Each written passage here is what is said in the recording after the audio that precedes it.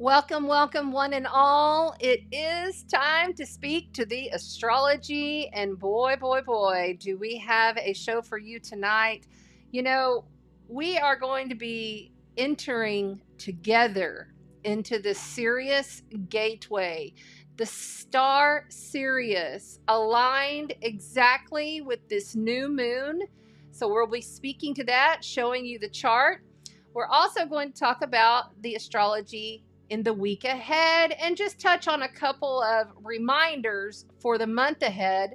This month I have coined Watch the Water July. Watch the Waters July for a multitude of reasons, and we'll get into that. We're also going to read cards for all of the zodiac elements, your sun, moon, and rising signs, as well as we're throwing in your Venus sign this time for one specialty card that we have pulled that will rule your Venus, which is your money, your love, relationships, your balance, your magnification towards yourself. Yeah, that one extra special card will rule your Venus placement. So you want to have your birth chart, sun, moon, rising, and your Venus. What is your Venus? My Venus is in Libra, conjoined to Uranus, less than a degree apart. So you want to know these things. So you have some time, grab your astrology chart. And if you haven't got one, astrograph.com has a really great free astrology chart. You can go grab one over there. We're going to speak to the week ahead. We're going to speak to the energies at hand. We're going to read cards, and we're going to ignite the light together and really try to calm down some of these emotional waters. It's been really kind of sensitive and heavy energies. A lot of people experiencing a lot of just shocking things, hurtful things, hard stuff coming through. And we're here to raise the frequency, to raise the vibration by coming together and setting the intention to do so. If you are new here, we are broadcasting on TikTok as well as streaming on Facebook in a few different places. And I'm hoping we're on Instagram. I did my best to put the key code in there and did it all right before. We'll see if it works. We're also on X. So if you are new, Chanda Sparkles Astrology across the board, or Chanda Sparkles or Sparkles Astrological Soul Codes for now. We're about to be changing the name of the business page just to get everything uniform. I'm happy to be here. I'm real happy to be here. I wasn't sure if I was going to make it tonight, so I'm really glad. If you are new here, please like and subscribe to the YouTube channel. If you're on TikTok, please double tap this screen, do all the things, and share out the video so that it reaches more people that are interested in learning more about their astrology. I am a death doula as well as an evolutionary astrology, Hellenistic astrologer, ancient astrology, and I'm also a sound activator, much different than a sound healer. We utilize sound in order to activate. So it might be a good idea, because I've got my gong, one of my gongs, my Goddess Salacia gong here. And we'll be using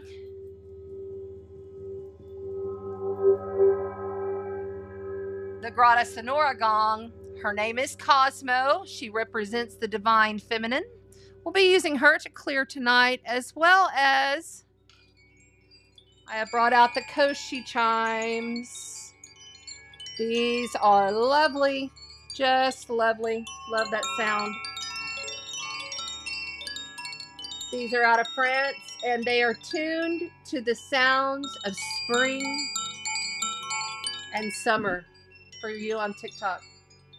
It's just lovely, lovely energy. You know, they remind me, I have 5 of them, but those 2 remind me of mermaids, sirens, and it's a very special week because we are also featuring the Goddess Salacia. The Goddess Salacia. We're going to explain a little bit more about her because she is exact with the North karmic node of fate. That is your future forward for the collective, where we're headed as we are really over this 18-month period reconstructing, reconfiguring, and igniting and installing a new ego. And Salacia, she was the wife of Poseidon. So very interesting as we have Neptune at 29 degrees stationed retrograde today. So much going on. Let's dive in. Let's say hi. Hi, everybody on TikTok. Remember, if you're on TikTok, you can come over to Chanda Sparkles Astrology. You will see all the cards. You will see the screen. You will be able to be involved in the Sparkles Mod Squad that's over here up in the chat. We would love to have you come over or just hang out right here. Lots of info and intel going to come through just through the channel. I am a conscious channeler, have been lit and psychic since birth. Took me many years to come out and do this publicly, but I am here now and I am proud to be here. So let's go ahead and say hi to some folks here in the chat. It is a Cancer new moon, Neptune retrograde with Goddess Salacia. And, you know, another thing that's happening is we have Chiron slowing down in Aries. Chiron's also has a hand in this new moon.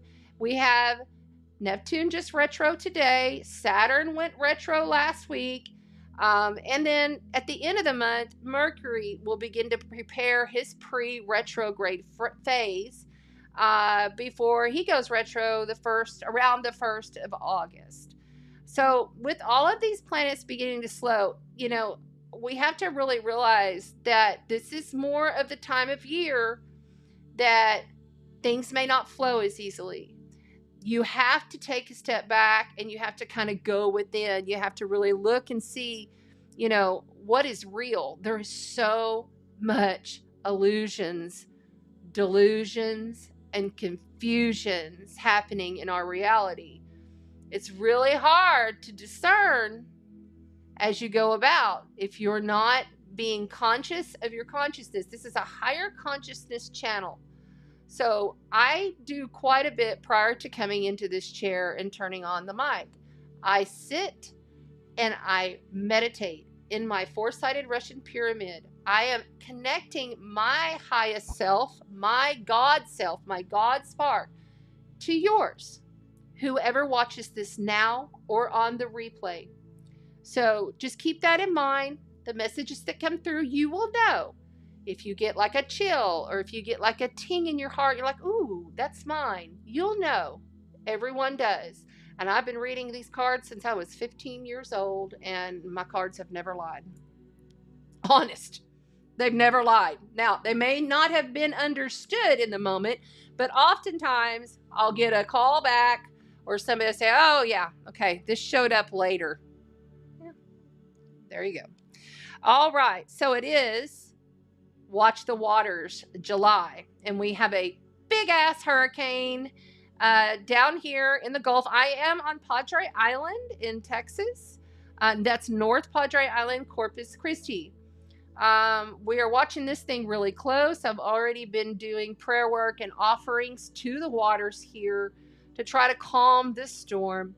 I would ask you if you would feel compelled to please join me in that over these next days, and let's really send love, healing, and prayers. I've been through 3 hurricanes, and I know what the aftermath after Harvey, oh, that was the worst.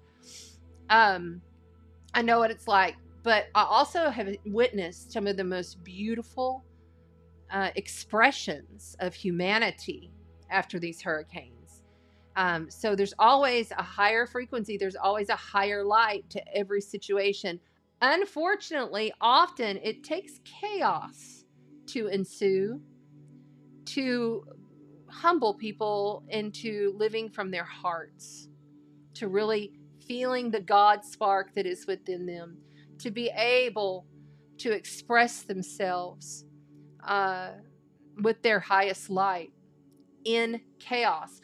It's not about what's happening. It's really not even about what I'm saying. The words that are coming out of my mouth have zero relevance, quite honestly. It's more about the intent and the frequency, and that you are open to receive the love, the healing, and the expansion and the activation of the sound of the voice that's coming through my mouth. Now, because I'm a conscious channeler and I channel a group called the 12, you never know. My voice sometimes changes. My demeanor may change.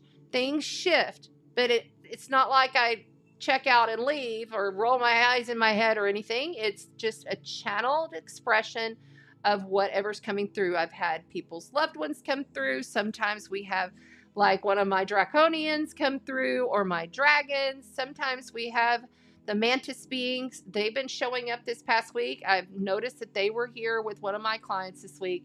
So we just never know. It's really based upon the highest light, and everything, I cannot express this enough, everything is done with the highest of divine, pure, blue source light, source of all creation. That is how it is set. That is how it's always been. That's how it will always be. While we also honor the shadow, because everyone has a shadow. Everyone has a dark side. Everybody's got it. You can't escape it. You embrace it. And you dive into the void of the shadow in order to ignite the light, in order to express the light, to embrace both sides of yourself. All right. Whoo, that's a good one right there. Yeah, Jimmy says he wants to go fishing. You know, I told you, bring your rods and reels. We can fish. I have a green light now. Got the green light out, so it's pretty cool. So I'm going to say hi to everybody here on YouTube. As I see all of you are loading up here in the chat, I'm so glad that you're here tonight. We're going to have a lot of fun. Kelsey Cookston is here. Hey, hey. If you guys please make sure and share, I would really appreciate it. Especially share it into my 2 groups on Facebook.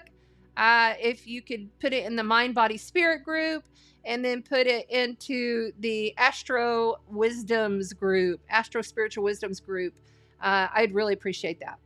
Okay, let's see here. We got Doris is here. And what's up, Brad? It has been rough. I'm so sorry. I know it's been a challenge. Like a lot of, I'll just tell you, I've been feeling this collective swirling of just drain. Like people are getting drained. And it's almost like when you're, you got a drain and the water's going down the drain and it makes that little, vortex. It to me, when I tap into the collective, that's what I'm feeling. Also had a lot of very prophetic dream type of lucid dreams, as well as the head pressure going on. Hey, Amanda. Hi. Come on in and say hello. Karen, hi. Thanks for being here. I appreciate you. Woo, Sandy. I'm so glad that you made it. That's awesome. And there's Julie. And I see more of you loading up. So I wanted to express my love and gratitude to those of you who send me enough for, a cup of coffee, because I am not monetized. So I do all of this for free. So if you can spare a cup of coffee, my Venmo and my PayPal are there. I would really appreciate it. And it helps me because we do giveaways, and the giveaways normally are sponsored with their gifts, but they don't pay me anything to sponsor that. It's just kind of like helping each other out, because I'm very much heart driven to help others in the spiritual community that are working so hard and fighting against the odds to continuously try to stay alive and with their head above water in these very emotionally draining times. So kudos to all of you who keep on fighting the good fight for real. Okay, so let's go ahead and I'm going to, so first things first, let's go ahead and I'm going to read you from my book, The Inside Degrees.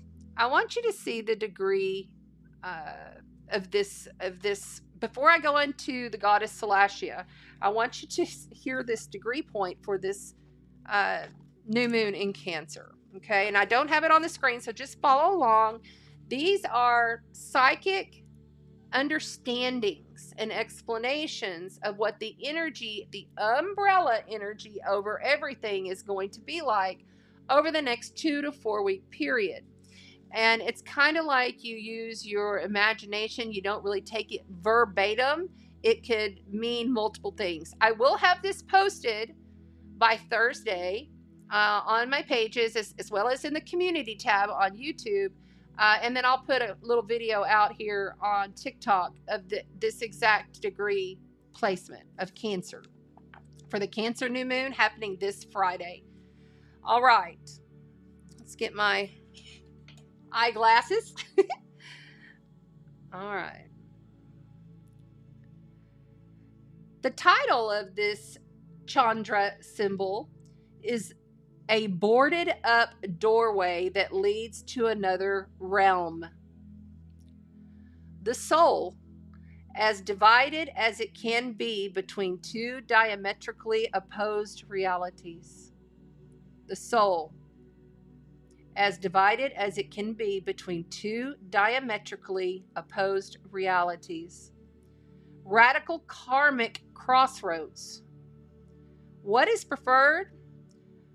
What you have a taste for and an affinity with is any known familiar world within which you belong and are not questioned.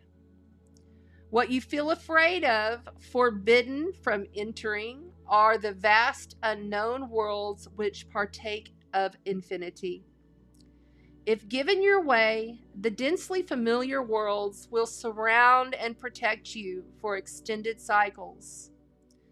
Spirit here must wait until all personal dramas are exhausted. Remember that. Spirit here must wait until all personal dramas are exhausted. If somebody would like to write that in the chat there, I would put it up on the screen. Spirit here must wait until all personal dramas are exhausted. I could just read that, and that would explain the energy over this next couple of weeks for sure. Yet, Spirit here is not patient and subtly curses your mundane endeavors for being so trivial. The resolution of this extreme polarization will require drastic self-loss and many subtle permissions to pass through in order to become whole again when your karma has split you down the middle and left you there to work it out for yourself. This is literally saying that we all must really be discerning in an understanding that everything is very emotionally charged and that we are in two different worlds. We're being split, but the door is it's boarded up. You're going into another timeline. Right now we're in this huge Stargate, okay? It's a Stargate of Sirius. Sirius is our spiritual sun. Sirius is also where multiple different types of off-planet beings, such as, Arcturians, Lyrans, Sirians, of course, the Orions, multiple beings, I believe, gather there, and that is a Mecca. Sirius ABC, that's the Mecca. And this is in a different dimension. This is where we all gather. This is where we begin. If we're going from one star system, like if me, I would be going home to my planet past the Andromeda galaxy. I would stop there as like my rest stop. You know what I'm saying? Maybe stay a couple of nights. But it's a period of time. And it's not even really it's hard to explain. It's not a time frame really, because there is no time.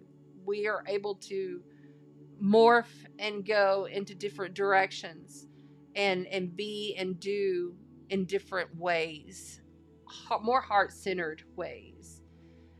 So this is really about how can you clear karmic lines and be able to open yourself to the void. This is about opening to the void. This new moon is halfway between the two eclipses groups. Okay, so we had the two eclipses back in April. Now we're halfway to the next two eclipses coming at the end of September and October.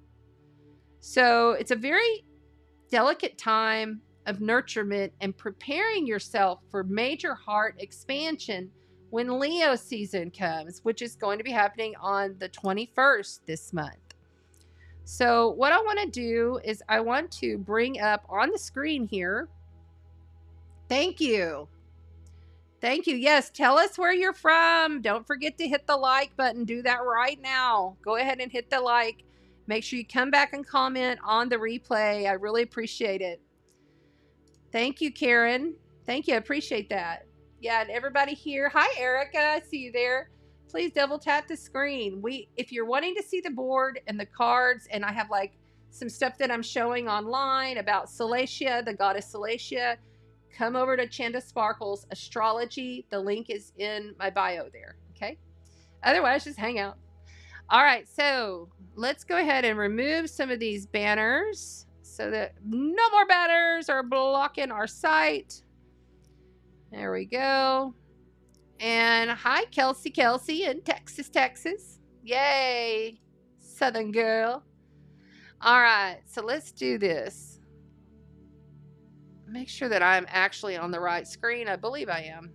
Yeah, I am. Okay. I'm going to move me over here. Okay. So Salacia is identified as a Greek goddess, of course. And she is the wife of Poseidon, okay? And, you know, they are gods, so Poseidon had multiples. The god Neptune wanted to marry Salacia, but she was in great awe of her distinguished suitor. And she wanted to preserve her virginity, okay? Because he was after her. So she escaped to the bottom dwelling hidings of the very bottom of the depths of the oceans. And this is why the goddess Salacia in Greek mythology is known to rule the bottom dwelling and all the plants and everything that grows from the earth, all of the sea bottoms, including rains and rivers and lakes, she also rules over. Okay, but she hid there and she waited for, I'm not even know how long she waited, but it seemed like it was a long time. And then what happened was Poseidon wanted her and he sent a dolphin to find her. And she came back with the dolphin and they did end up getting married. Okay, so you can imagine she's coming back, but she's also yearning to have land as well as the sea come together and be one. It's like being split in two different worlds, right? But she did hide, and she did end up becoming, you know, his wife. The powers of her are immortality, omnipresence, superhuman strength, metamorphosis, and teleportation. She can take herself anywhere she wants to in a blink of an eye. Salacia is the sea goddess, and she possesses the ability, even though she's not a mermaid, okay, she's got legs, she possesses the ability to breathe underwater. What was the other one? Here we go. In astrology, after this union, Salacia was thought to personify the calm light of the sea. So like, you know, when you think about, like, when you look out at the sea, or even if you look at a lake or whatever, you can see that light, right, that's sparkling on the waters. She rules that in the astrology. She rules the light. So like, think about if you were underneath the sea and you were looking up and you saw the sunlight coming through, because she was always at the bottom depths of the sea. So that light is what she rules. I believe she's extremely like Lyran, Lemurian, starseed descent, Atlantean, but I feel Lemurian from her, and I feel Lyran, Lyran, starseed. She would always hide down there because she was trying to protect herself. Now, this can also be twisted in a pretty twisted way astrologically, and I'm just going to say it. You know, it could be about rape, because she was trying to protect her virginity, but he wasn't having that. Poseidon was like, no, she's going to be my wife. I've got to have that. So he sends his best chief dolphin, goes, gets her, brings her back, and forces her into marriage. It can also be viewed that way in the astrology. So in other words, I'm saying for all the ladies and the gentlemen out there, be very cautious about overdoing it with your emotions and your forcefulness. And because we have a lot of things like Mars conjoining Uranus in Taurus happening, literally, I think it's like the 14th, but it's going to start to be felt next week. Really, we're going to start feeling it this weekend. This is major stuff. You know, this is aggressions and forcefulness. So you got to kind of watch it, and it's unexpected. You cannot predict. Uranus is the unexpected. It's like a bolt of lightning. Uranus is the sky daddy. Bolt of lightning. Storms. You know, big storms. Powerful. It's like you must change and shift who you are in order so that you can move to the light and see the light of Salacia. Be the light of Goddess Salacia. All right. And I'll just give you a couple of, I did have a picture of her on the front of the YouTube and Facebook. If you're wanting to look back, I have a picture of her that I put on there, but this will just show you some images of her right here. I really like this one.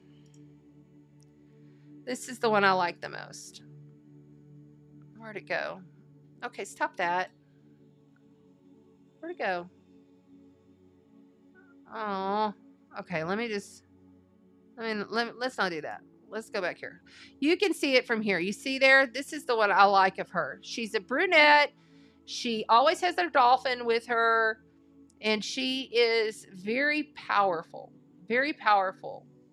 She is so like I'm calling upon the goddess Salacia in my offerings to the ocean as I am trying to calm the storm, and we very well may have the storm calm, because you know it may turn into a tropical storm, maybe a category 1 by the time it reaches either Mexico or South Padre Island or Padre Island here where I'm at.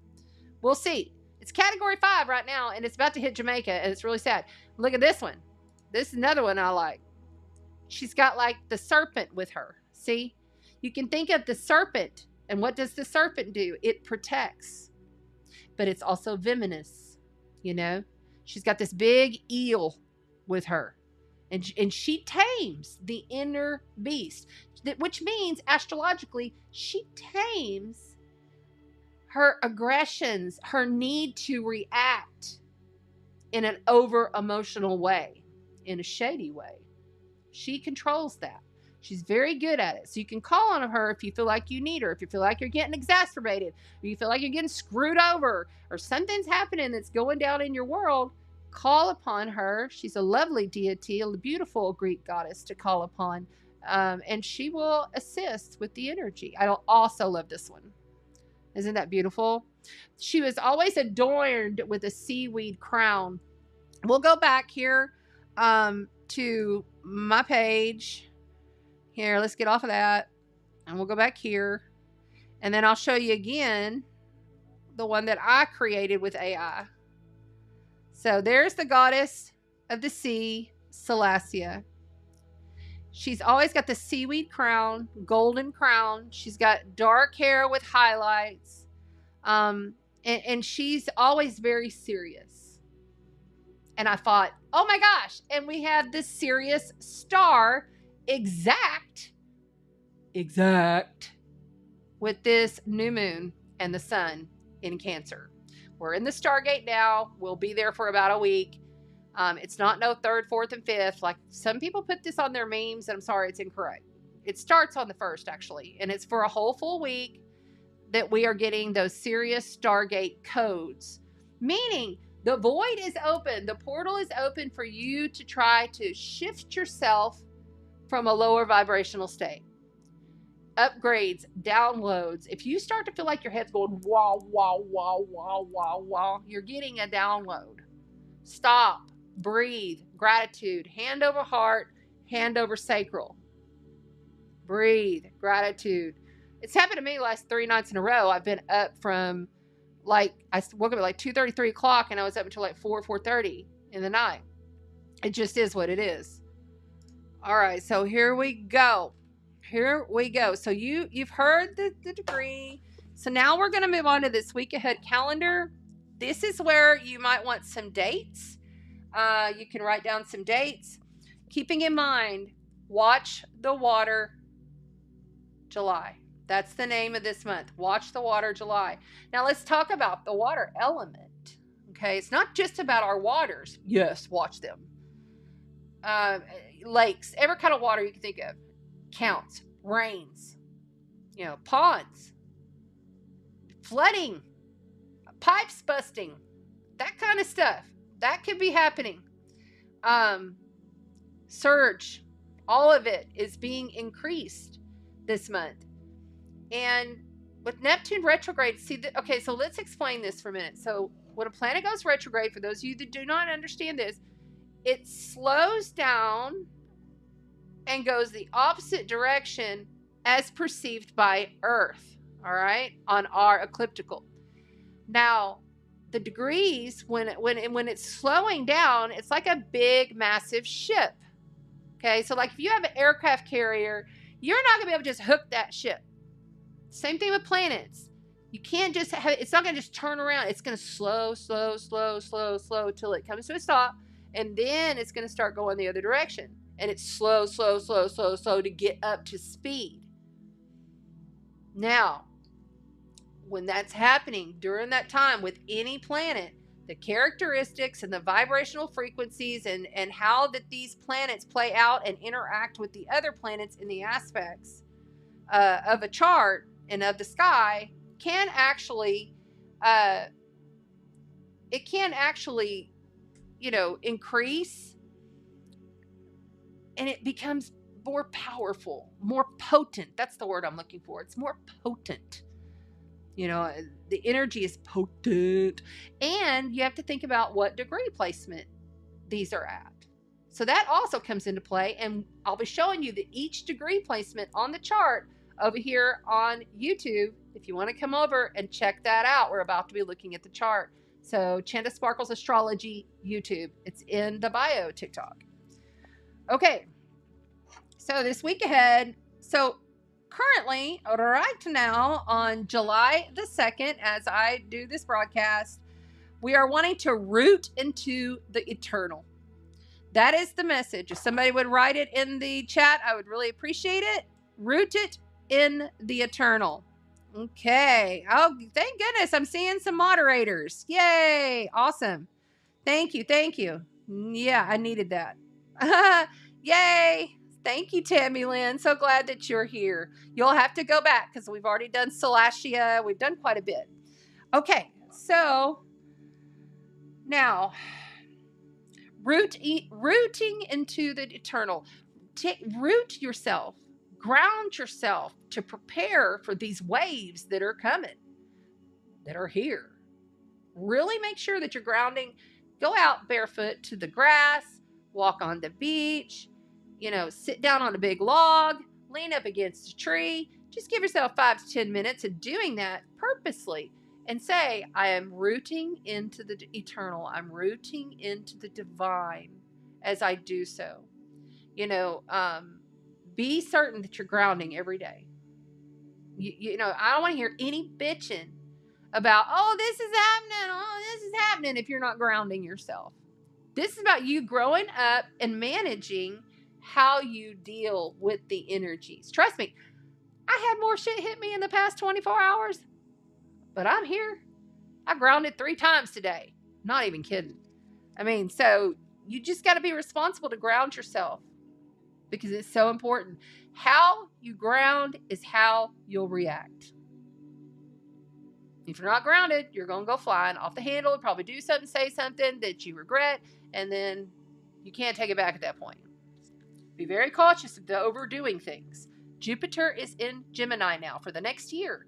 So blowing up everything we say, do, communications, thinks, our local neighborhood. We already had like a little fight, the local neighborhood group over here. I mean, it's really going to get stirred up even more so as we go through this month.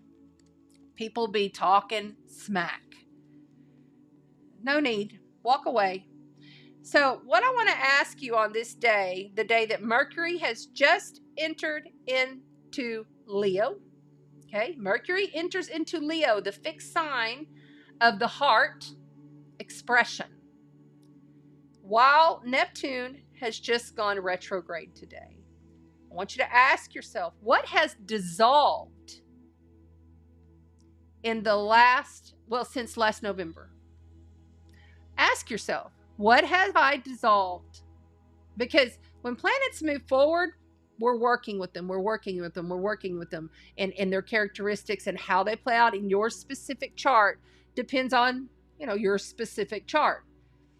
But there's time periods when they go retrograde. It's like, okay, now I'm going to have to review, revise.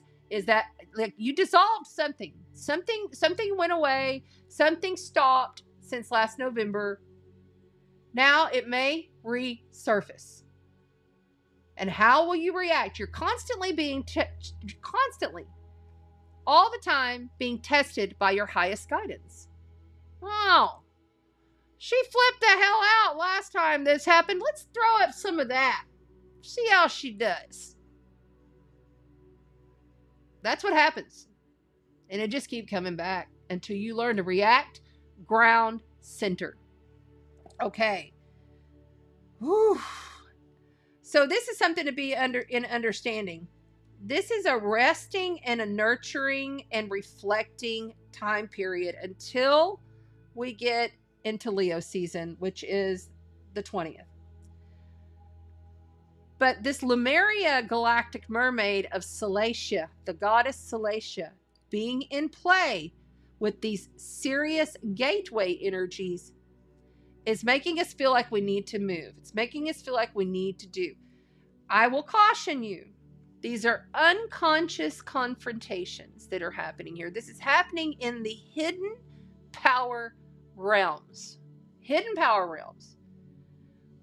We're really starting to feel this Pluto retrograde.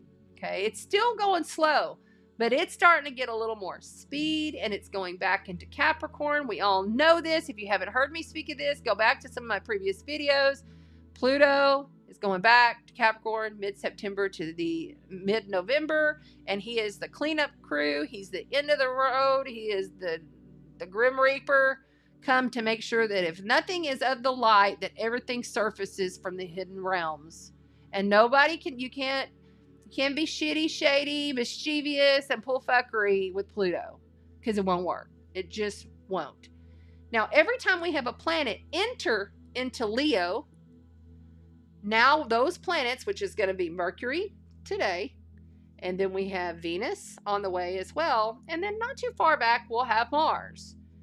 Okay, so every time one of these planets, or even when the sun comes in, okay, because the sun's going to enter into Leo, it's going to do a challenging square aspect, and that's tension. That's tension over to Pluto. And the tension is saying, okay, you've prepared yourself, you've grounded yourself, you've nurtured yourself. Now, are you ready to, like with Mercury today, are you ready to speak to this? What are you going to communicate with it? Are you going to communicate with your highest guidance and go through your heart? Or are you going to just do it out your ass like a lot of people have? Don't do that. But if you do, it happens, right? So let it go. Don't hold yourself in contempt if you do. But we're really going to start feeling this hammer, this authority coming in, starting really now.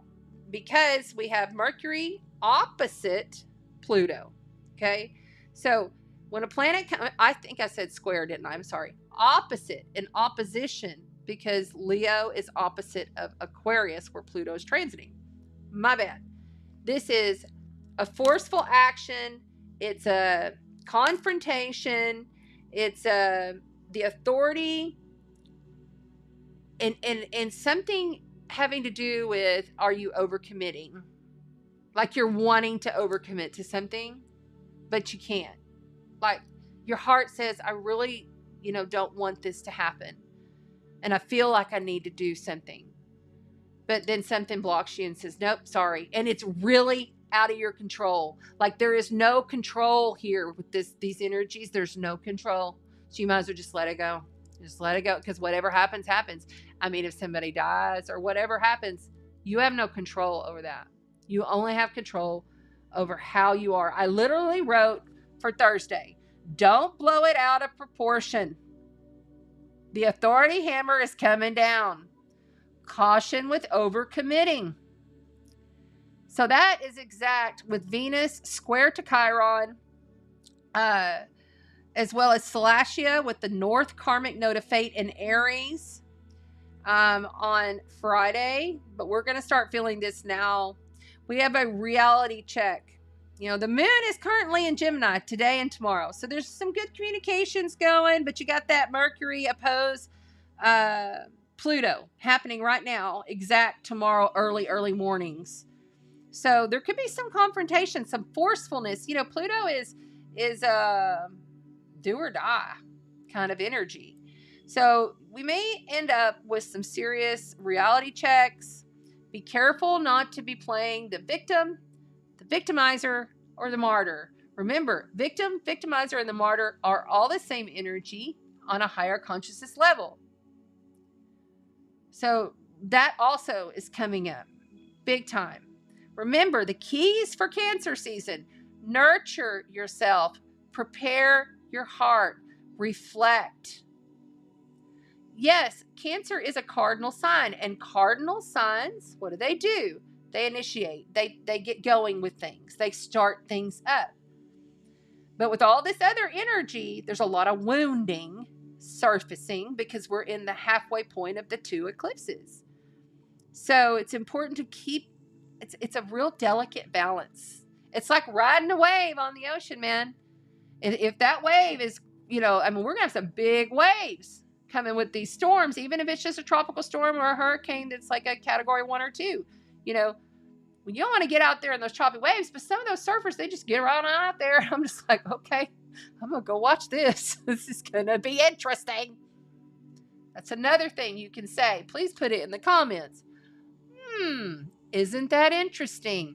It's a really good way to respond instead of saying, well, that's fucking stupid. Or, you see what I'm saying? There's a way that you can respond that will assist you as well as the situation. One thing about Cancer that I really admire is that they know how to nurture themselves, and they know how to get around stuff without hurting people's feelings. A lot of the time. Now, until they blow and then you get their claws and it's over. But they're really good about making sure, you think about the crab, it crawls across the sand sideways, shifting back and forth, back and forth. It's kind of shifty. Oh no, gotta go here. Oh no. But they're quick. He's quick. But they're also, it's an energy of naive. It's a naivete energy. So be sure that you're nurturing, reflecting, resting while initiating, but be cautious of overdoing it because of that Jupiter. So Mars is going to be in a sextile to Saturn, and that is that hammer coming down. Action. You're going to want to take aggressive actions. But this is such an emotionally fueled time. I would be be careful because your senses could be taken over. We'll be feeling that through the weekend. And then that moon in Cancer is going to come up and conjoin to Mercury and Venus, you know, over the weekend. I wrote after this weekend, you know, like Sunday and Monday, things feel a little more in flow. Like Sunday, Monday, Tuesday, they feel a little more in flow.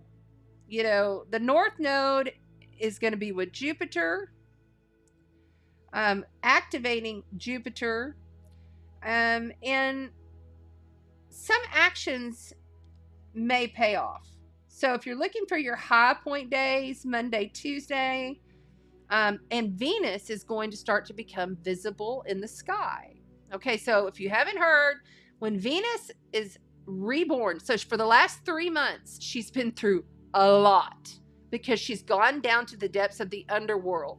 Venus is your money, it's your love, it's your relationships, it's how you magnify things and how you deal within relationship. Okay, it's judgment, it's codependency, you know.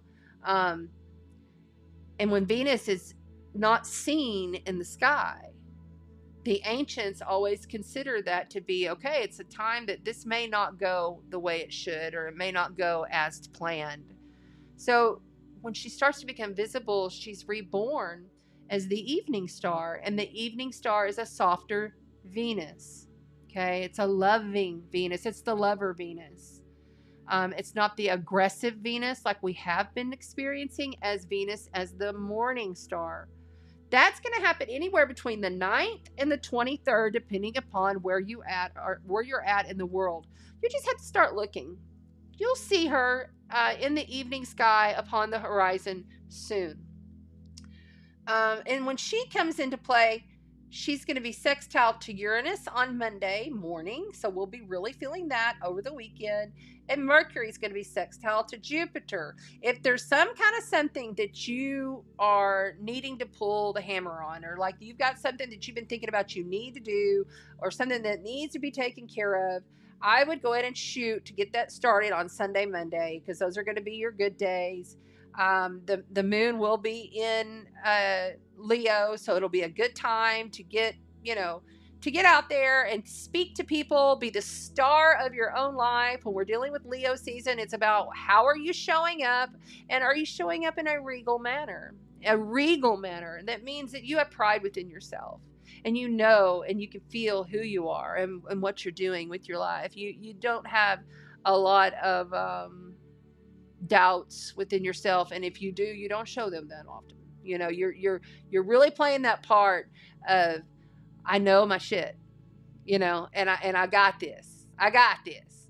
Okay, Category 5 hurricanes coming. I got this. We got this. See what I'm saying? Okay.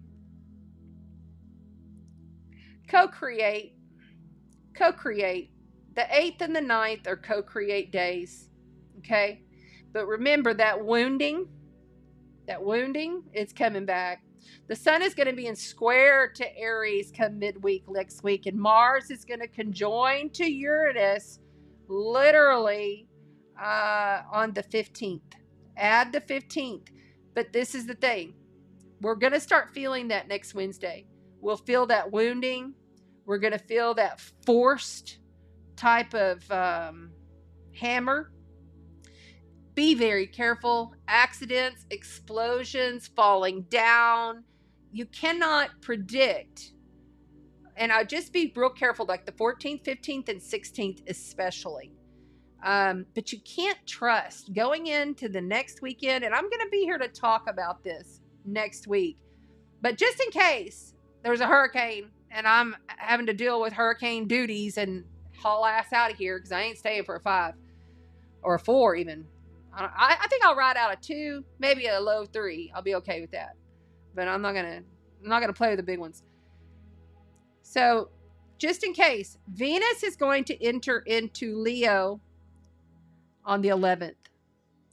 That is going to kick off a whole slew of these fireworks. And I literally wrote off with their heads, because the sun is coming up on Algol, The Republicans are about to get shook. And I'm not neither one, nor. And I don't vote. I don't give a shit. I'm just the astrologer reading the astrology. But I wrote it because that's the weekend of the Republican convention in the United States. And I put, what is hidden within the darkness must surface. You can't trust everything you're seeing here. Discernment on steroids. You must use discernment on steroids. World leaders are going down. Earth shakeups and political shakeups. All because Mars is going to be conjoined to Uranus on the 15th. And just because it lands on the 15th to be exact doesn't mean we're not feeling that all next week. And starting to kind of feel some of that happening now. So be very careful. Slow down. Pace yourself. Give yourself extra time when you're traveling somewhere, especially with Jupiter being in Gemini. Gemini rules our vehicles, our short distance traveling. You know, traveling stuff may be a little wonky. I would not travel during this time period unless you absolutely have to because you're running away from a hurricane. I would try to chill out a little bit and be very cautious because there's a lot of shakeups. But this is the thing. We have a positive week in the middle of the month, really positive on the 16th, 17th, really 17th, 18th, you know, and we have Mercury entering pre-retro at the end, and Venus is coming out. So that's a positive sign, you know, but Chiron's going retrograde on the 26th of this month. So Chiron is slowing down, and Chiron is all of our deep wounding. Things that we worked on that we thought we had healed and had been ignited and then started installing new programs back in the eclipse, the Aries eclipse with Chiron back in April. Some stuff is going to start resurfacing around that. You're going to test yourself. How am I responding? How am I reacting? How will I deal with this? Everybody in the world in some form or fashion is going back to a place that we don't want to go. Subconsciously or consciously. It could be either one. So that is the week ahead astrology. Thank you so much, guys, for making sure that you're checking out the timestamps for me. That'll help a lot. Hi, Lynn. Hey, Karen. Yeah, big challenges. She says big challenges. Donna says grounding is self-love. Did I say that? I don't think I said that. But that's a good one. Awesome. Yeah, make sure you're grounding. You're playing with Uranus that literally rules your nervous system. It's in Taurus, the earth sign that rules the earth, also ruled by Venus, okay? And when you're dealing with Taurus, it's your senses and it's your physical body. And Uranus ignites the nervous system. This is also Neptune at 29 degrees, igniting the delusions, the confusions, the haziness, like being in a haze. And that's going to keep going. We have to be the one to overcome it. People say, oh, when's this going to change? I'm like, it's not. It's just not. You have to be the one to change. You are ultimately in control. Like I've always said, you know, we use astrology as like a GPS to our lives, especially if you know your chart, because everything I'm speaking here is a general collective read specified towards each of you that are here now and on the replay, of course. But in general, if you want to understand, you got to understand your chart. You have to learn your basics of your chart. Then you can start to learn your basics of your planets and what sign they're in. And then once you've got all that down, then start looking at the houses, because the houses is very important. The how. And, you know, everybody does it a little bit different. Everybody has different ways. There's many different kinds of ways of astrology. I do tropical Western astrology. I tend to see that pans out more, but that doesn't mean I don't look at sidereal. That doesn't mean I don't look and see where the actual sun is at with the constellations. Because I feel like that's like an underlining, like that's how I figured out about Salacia. I was like, oh shit. You know, and I don't always throw all of them out there. Hold on, TikTok's always doing this. I don't always throw, the asteroids out there. I normally just work with Chiron. But if something comes up and it's right on top of it like it is, I am going to show you. So here we go with the chart. Yeah, I just talked about the 11th, Karen. You'll have to go back. I just did the calendar. Okay, so let's keep moving so that we can try to stay under 2 hours tonight. That would be so amazing. All right, here we go. Let's see. That's all ready to go. Where is there it is. Okay. Thank you. And we're going to go ahead and show you what's happening on this chart. I'm going to move myself right on over. Maybe make myself a little smaller. There we go. Okay.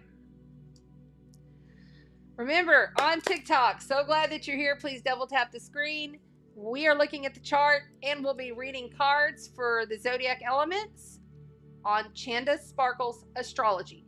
Please come on over and check it out. The link is in my bio. Okay, now you can see here on this chart the Cancer new moon happening July the 5th, 2024, 5:57 p.m. That is my time, Central Texas time. The houses are also my time, so ignore the house placement. Just pay attention to the clock face if you're not in my location. If you're in my location, lucky you. Right? Okay, so let me go ahead and switch on over here so I can see what's going on. All right. The epic pen. Give me the epic pen. Thank you. There we go. Excuse me, I need to get a little sip of my coconut water.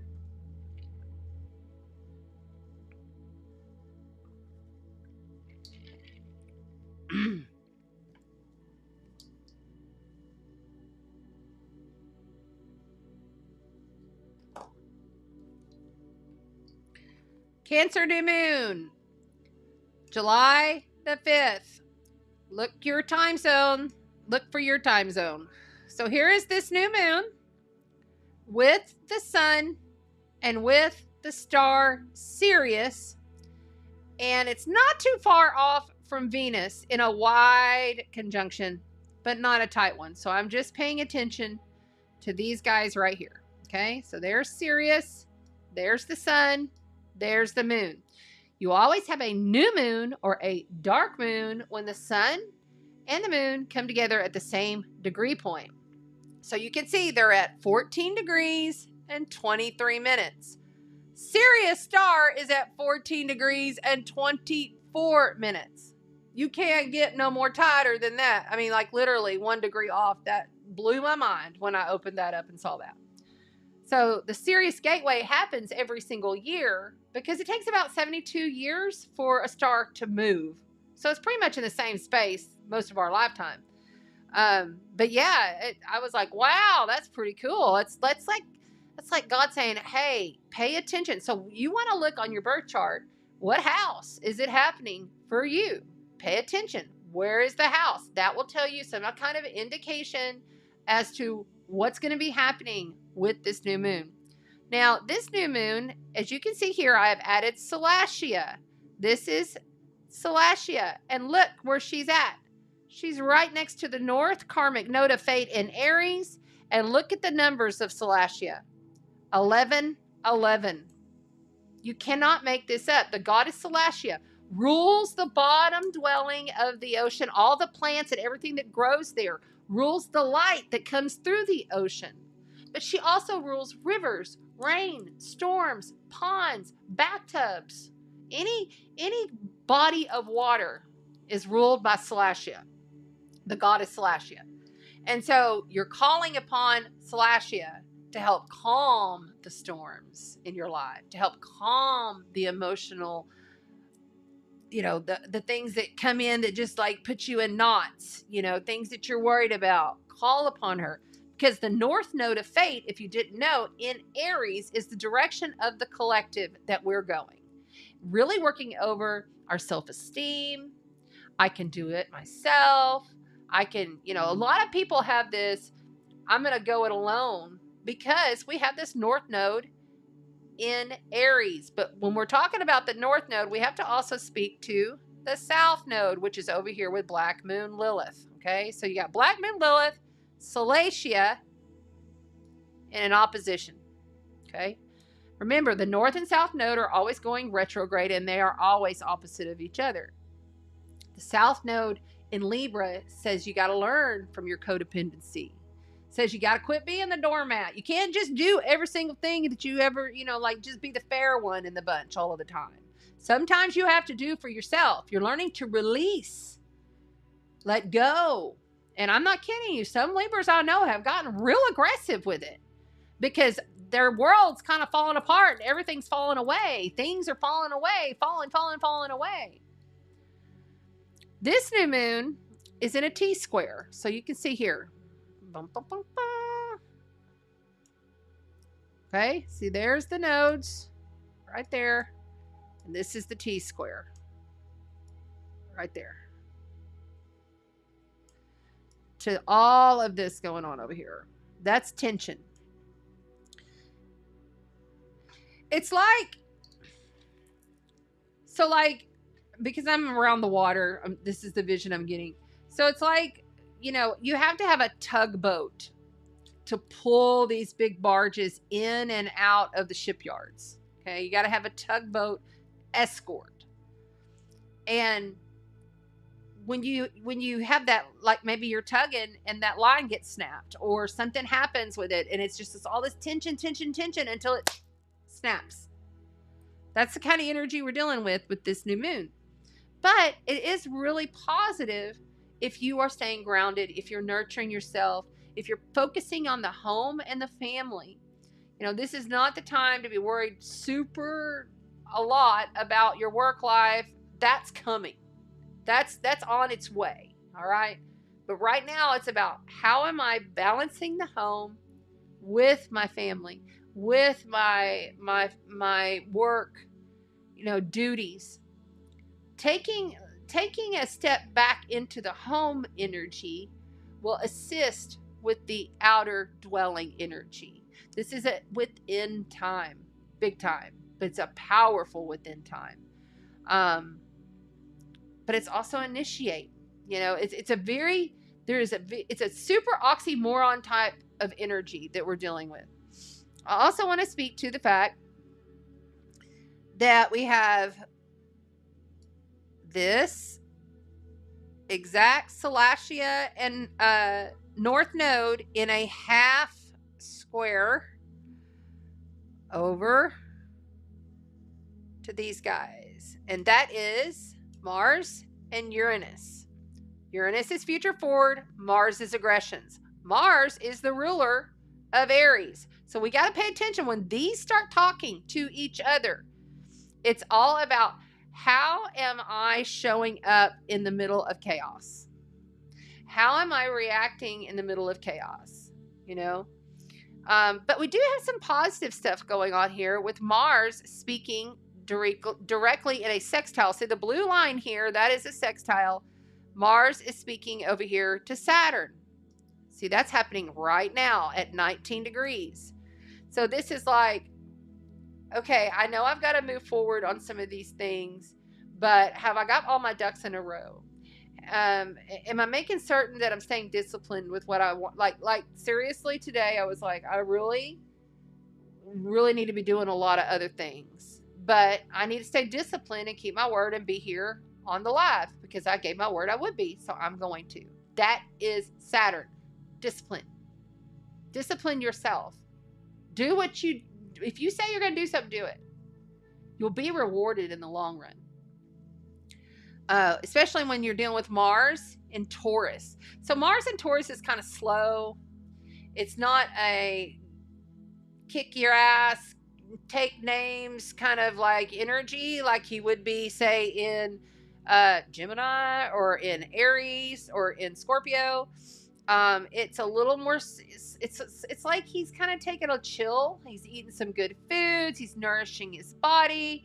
He's paying attention to his instincts and his senses. He's getting his senses all ignited right now. And as he gets closer and closer with the sky god, Uranus, he's going to have some kind of marching orders. Like Uranus is going to give him some marching orders that says, okay, you got to go and do all this, you know. And I'm not going to tell you exactly how to do it, but this is what you got to do. This is what needs to be done. And Saturn's like, and are you using your faith? Because see, Saturn being in Pisces with Neptune in Pisces, it has to be through faith. It has to be through your heart. It has to be spiritual. I said Saturn in Pisces is bring spirit into every matter that you do. Check in with your God spark. Check in with God. Check in before you react. This is the time periods when some real major accidents could be happening and some real crazy stuff is happening because Neptune is delusions, illusions, confusions, and dreams and fantasies and creativity. Now, you could be making some incredible music. You could be making some incredible art. You could design some incredible spaces within your home. Right now is the perfect time if you want to paint your house, do it. It's a perfect time if you're wanting to redo that living room, or if you're wanting to, like, maybe you gentlemen are like, I really want to get a cool, more masculine vibe going on here in my bathroom. You know, I'm tired of this girly stuff. You know, I mean, it's a great time to be looking at beautifying things. But I caution, see, that's what I'm saying. I caution you on this just to be really certain that you trust in what you're doing. Because Venus is not visible yet, and Venus kind of rules over all of that, right? And remember, Cancer is ruled by the moon. And this is a new moon in Cancer. This is as emotional as it's going to get. There's no choice, you must use emotional intelligence to get through this time period. You're going to have to put yourself in check. Let's talk about Pluto. Pluto is over here at 1 degree now. He's only got a little bit longer. September, I think it's like September 16th. Is it 16th, 17th? I'll tell you the date right now so you know.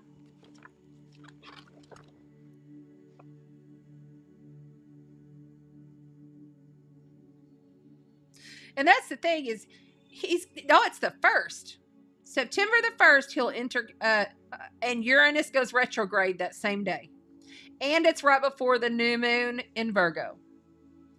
So that's going to be intense. And Mars will just have entered Cancer. Holy cow.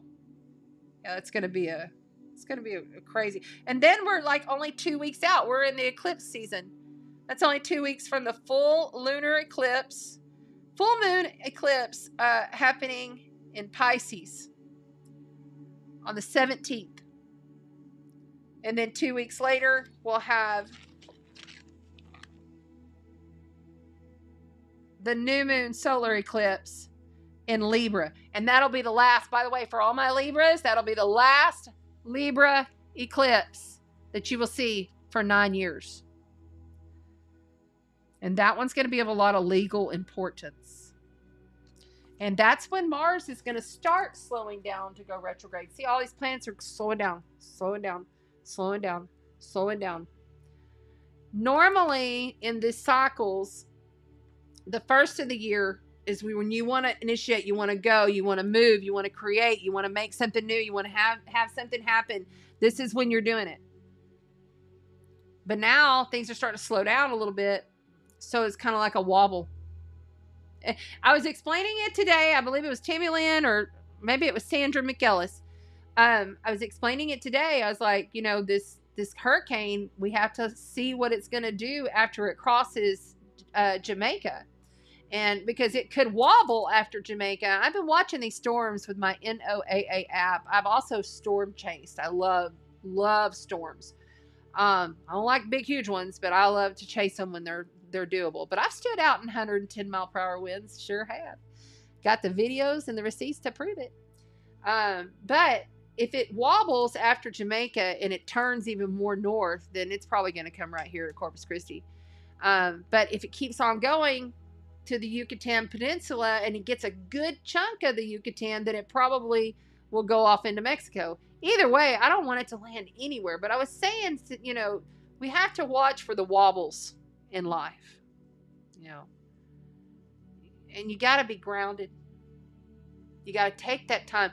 If you take the time to sit down, use the bathroom, take your vitamins, brush your teeth every day, take 5 minutes to ground yourself. Even if you can't go outside, because I mean, it's so freaking hot, I can't deal with it. I ground myself inside. If I have this nice big huge piece of wood, or I'll ground myself with one of my crystals, and you just root in. You just see a vine, a golden vine coming from your tailbone to the center of Mother Gaia, and with gratitude and with love. You know, allow that love from Mother Gaia to ground you. Just say, be with me.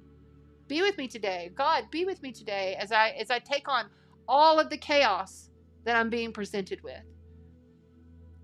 But seriously, if you can do it outside, barefoot to the grass, 5 minutes, 10 minutes is great. 5 minutes minimal. All right. I think I talked about everything. Chiron is going to bring up quite a bit of wounds. He's going to start heading back. So those of you that, and it's going to be a slow move. See, all these planets slow down. They get more intense when they slow down. They really do. But when he comes back, so those of you that maybe be like, I just had my Chiron return, you know, he's coming back. Those of you that just had your Saturn return, he's coming back. Okay. So like say if you were at 15 degrees, he's coming back. You know, these planets are going to start heading this way. Neptune now in the red. You see he's in the red. Red. That's retro. Red for retro. See? Right there. But the positive thing here is Mercury. Thank God for Mercury. So over the next few weeks, you're going to feel like speaking. You're going to feel like talking. You're going to feel like communicating. You're going to feel like listening and watching your social medias and finding out your information. You're going to feel like learning something. You're going to feel like expanding upon your mind. You know, Mercury is the messenger, okay? And he's the only Mercury, Hermes, okay? The god Hermes is Mercury. He is the only god that can get away with going around the entire zodiac and talking to all of the gods. He can go down to the underworld, and he does. He goes down to the underworld and hangs out with Pluto and gets his marching orders from Pluto, goes back and reports to the sun, reports to Saturn, Mars. You know, the warrior goes with him a lot of the time. You know, these are archetypes, but I've watched this, witnessed it for years, and they play out. It blows my mind still. I mean, I've been doing this now for 8.5, almost 9 years. And it blows my mind still when I see things play out. And I'm still always learning something. I'm always learning something new. Like, for instance, I knew about the Goddess Salacia. I had learned in my Hellenistic astrology class about the goddesses and the gods. But I didn't know that much specifics. And I didn't realize that she is Lemurian. I know she's Lemurian because as I was reading, and then what I do is I read a bit and then I tune in and I just allow Salacia to speak to me. Same thing with the planets. You can sit outside at night and allow the planets to speak to you. Know where your ruler is. Always know where your ruler is of your chart. That means if you are a Scorpio, you need to know what's going on with Mars and Pluto. What's happening? If you are a Gemini, you need to know what's going on with Mercury, or a Virgo, because they're both ruled by Mercury. You know, if you're a Leo, you need to know and pay attention to what's happening with the sun right here. And, you know, so on and so on. So I hope that helped everybody. This quincunx that's happening, see, this is a quincunx aspect that's also happening. See, there's a lot of stuff coming at this South Karmic node in Libra. Black Moon Lilith is Kali energy. Cut off they head. Cut off they head. We're done.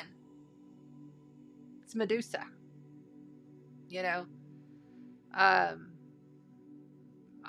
Just be cautious about overreacting to things and you'll be good.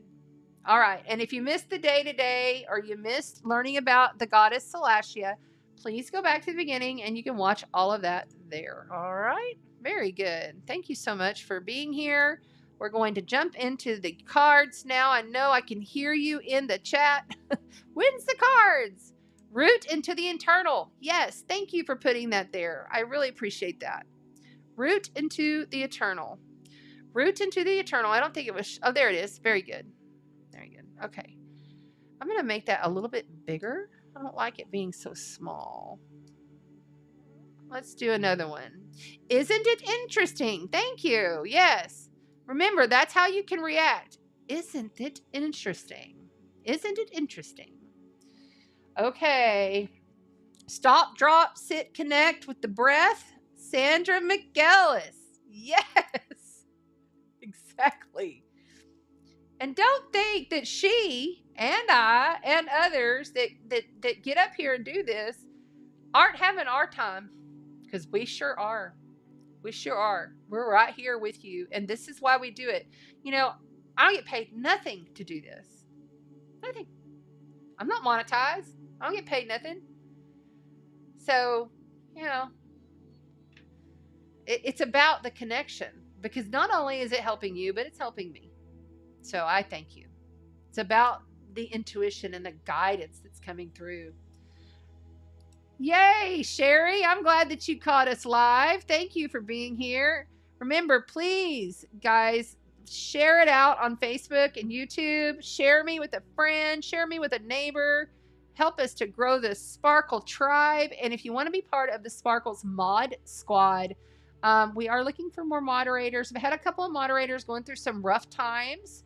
So I really need a couple more moderators, and you get all kinds of perks, all kinds of benefits. You get to be part of the Sparkles mod squad, and you don't have to be here every single time. But it's just nice to have. I like to keep it like 7 or 8 of us, just because then that way, if, you know, like we have these emergencies, we have someone to come in and help out. So I'm really appreciative of the moderators. I love you, and I appreciate you so much. Okay. The cards. We're doing some cards. Let's play some cards. Shall we play some cards, TikTok? Hey, if you're there, please double tap the screen. We're about to do the cards for your sun, your moon, and your rising sign, and I've included your Venus sign. Okay, we've included Venus in the mix tonight because we're on the verge of Venus returning to our skies as the evening star, and we want to really kind of look at your Venus. Your Venus will tell you how you love. It'll tell you how you deal in relationships. It'll make you feel as though, okay, you know, this is how I handle my money. You know, this is how I handle finances. And this is how I look at things in a fair and just way. Or this is how I handle my codependencies. And this is what I do with codependencies. You know, Venus is also, the shadow is just being a complete doormat. Like, and just doing whatever to keep the peace. Lion Libras, sometimes I call them. Got an ex-husband that was one. His lips are moving his lion. So, you know, use your discernment. And nothing against, I have a lot of Libra. A lot of Libra. I love Libras. I'm just speaking from experience. Sometimes they just prefer not to say nothing and keep their little mouths closed so that they can be a little pretty and happy and everything's okay and kosher. When actually that's lying through omission. You know, it's like, sweep it under the rug. What's going to happen? That shit's going to be there when you pick that rug up. I'm more about like, let's speak it out. You know, let's speak it into existence. If there's a problem, how can I fix this? How can I help you? How can I change me in order to be a better friend, better wife, better coworker to you, better student, whatever it might be. All right. Thank you, Donna. That's what I was waiting on. We are starting with air, and I do need the timestamps, guys. Oh, that's going to be hard to do. Oh, that's right. I think Amy Ulrich said she'd come back and do the timestamps. Really need to write down like the timestamps if we can. So like right now it's 1:23. So that would be great. All right. Then that way we're able to put the chapters and the timestamps in for people that come back on the replay. And it's easier for you guys to find and navigate the video. I always want to make it easy for you guys because I know your time is precious and I really love you and appreciate you hanging out. I really do. And just remember, if you're faced with any kind of chaos, if you're faced with, you know, these whirlwind of emotions, come back to center, Call on your God, call on your God spark, call on whatever is your, you know, like I just call on the God within. I call on Blue Source Creator. I call on all source creation. Call on Christ, Buddha, Krishna, whatever it is for you. Just really ground yourself, because this is a super, super, super emotional time period that we're in. Really emotional. But it's also intuitive. That's what I'm saying. It's very, there's this oxymoron. And we live in a dualistic reality. So there's always a higher frequency and a lower frequency to everything. There's always a light and a night side. There's always a, you know, high and a low. Above, so below, as within, so without. How you're feeling here is how that shit's going to show up in your life. Ooh. Julie Frost, thank you. I was waiting on that. Thank you so much. You are so appreciated. There's the timestamp. Awesome. Okay, let's go. Let's do this. Everyone that's on TikTok, please come over to Chanda Sparkles YouTube on YouTube. It's right there in the bio. You can see all the cards that we're about to announce, because I have another screen right here. And if I can find my button, there it is. Okay, so we have a brand new deck that we're playing with tonight. I'm so excited about this one.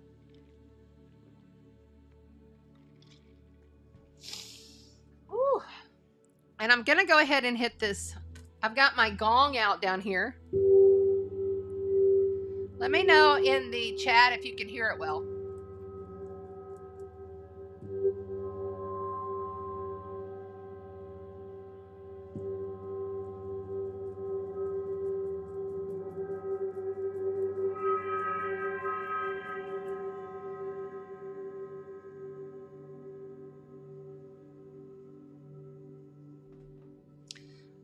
That is one of my gongs. I have 3 gongs here. If you're in my area and you want a sound healing, please contact me. I don't do sound healings per se, but they're sound activations. And we have a full sound room. We have the 4-sided Russian pyramid. All you got to do is message me for details or look below. All of my information is below. You can email me. Get on the wait list. I am booked through July and a lot of August. Starting to book into September. I'm always 2 to 3 months out on all of my sessions. So if you want an online session, you get a recording, and we do quite a bit of sound, and we do what we need to do with the recording. You always get the recording. But if you come in person, you get to get in the pyramid, and you get to get in the Galactic Mermaid Sound Healing Room.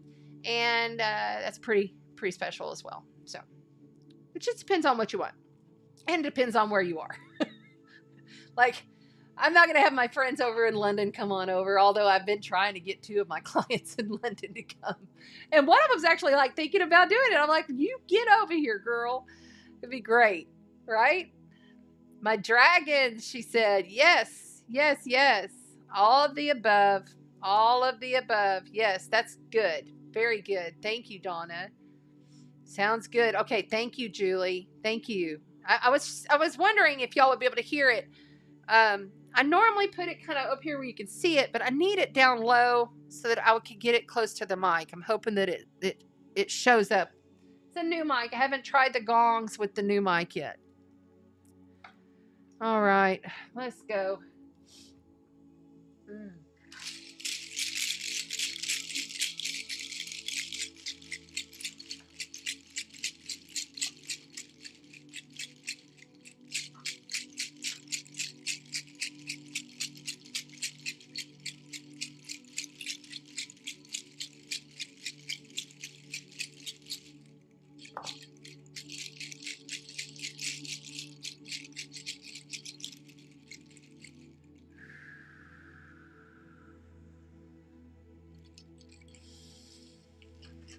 Tonight we are playing with the Neoteric Feminine Tarot.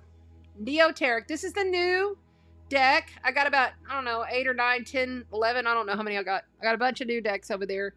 And this is the one that I chose for tonight because we really are contacting the divine feminine within all of us, men and women, and really understanding that in order to balance that divine feminine with the masculine, you've got to keep your emotions a little in check. You've got to use emotional integrity.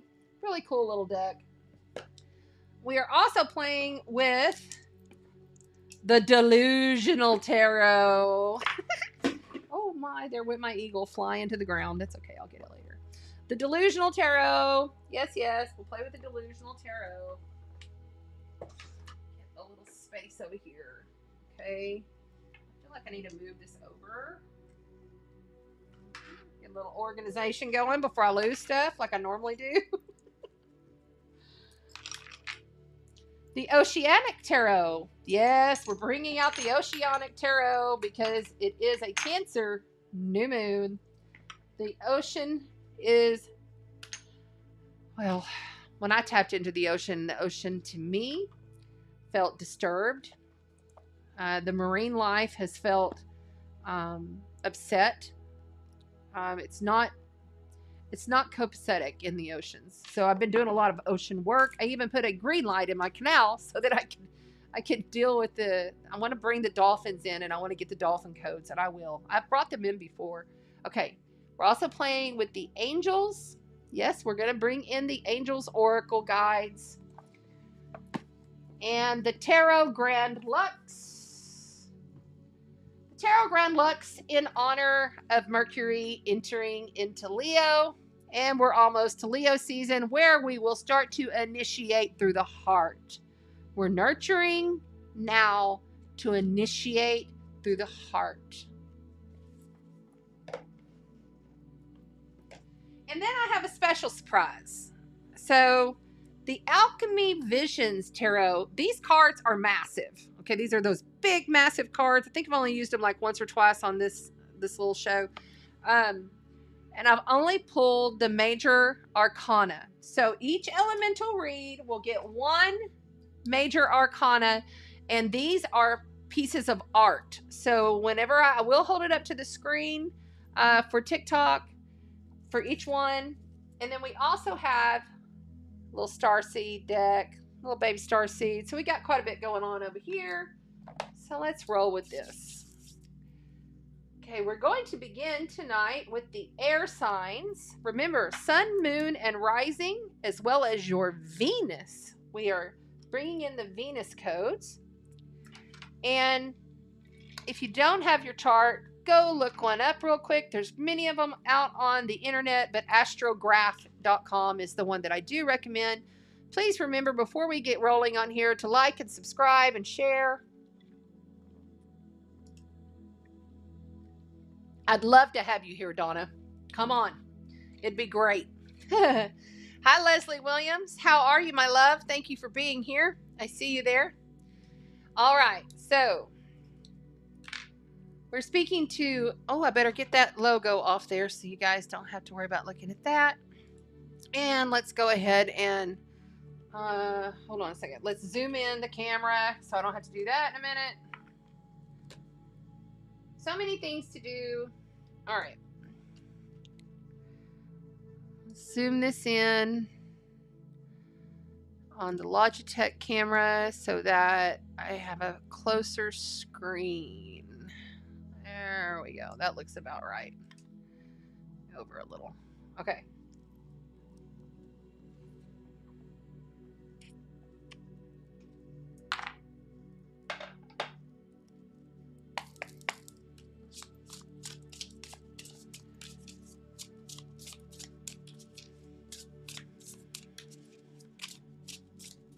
Libra, Aquarius, and Gemini.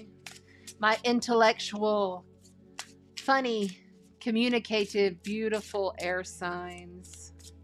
What do the air signs need to know for this Cancer new moon? Please tell me what the air signs need to hear to help them balance their emotions, to assist them on their path as they go.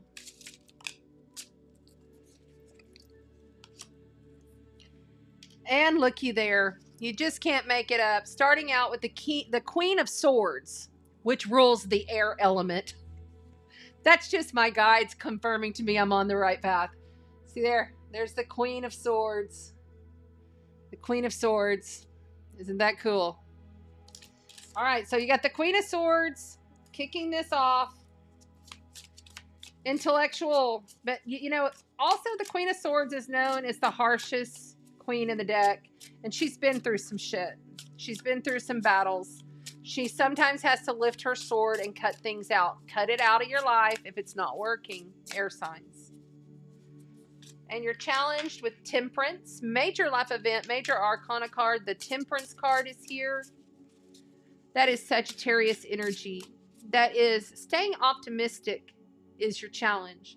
As you're going through this process, you must stay optimistic and learning to become the alchemist and balance, turning lead into gold type of energy.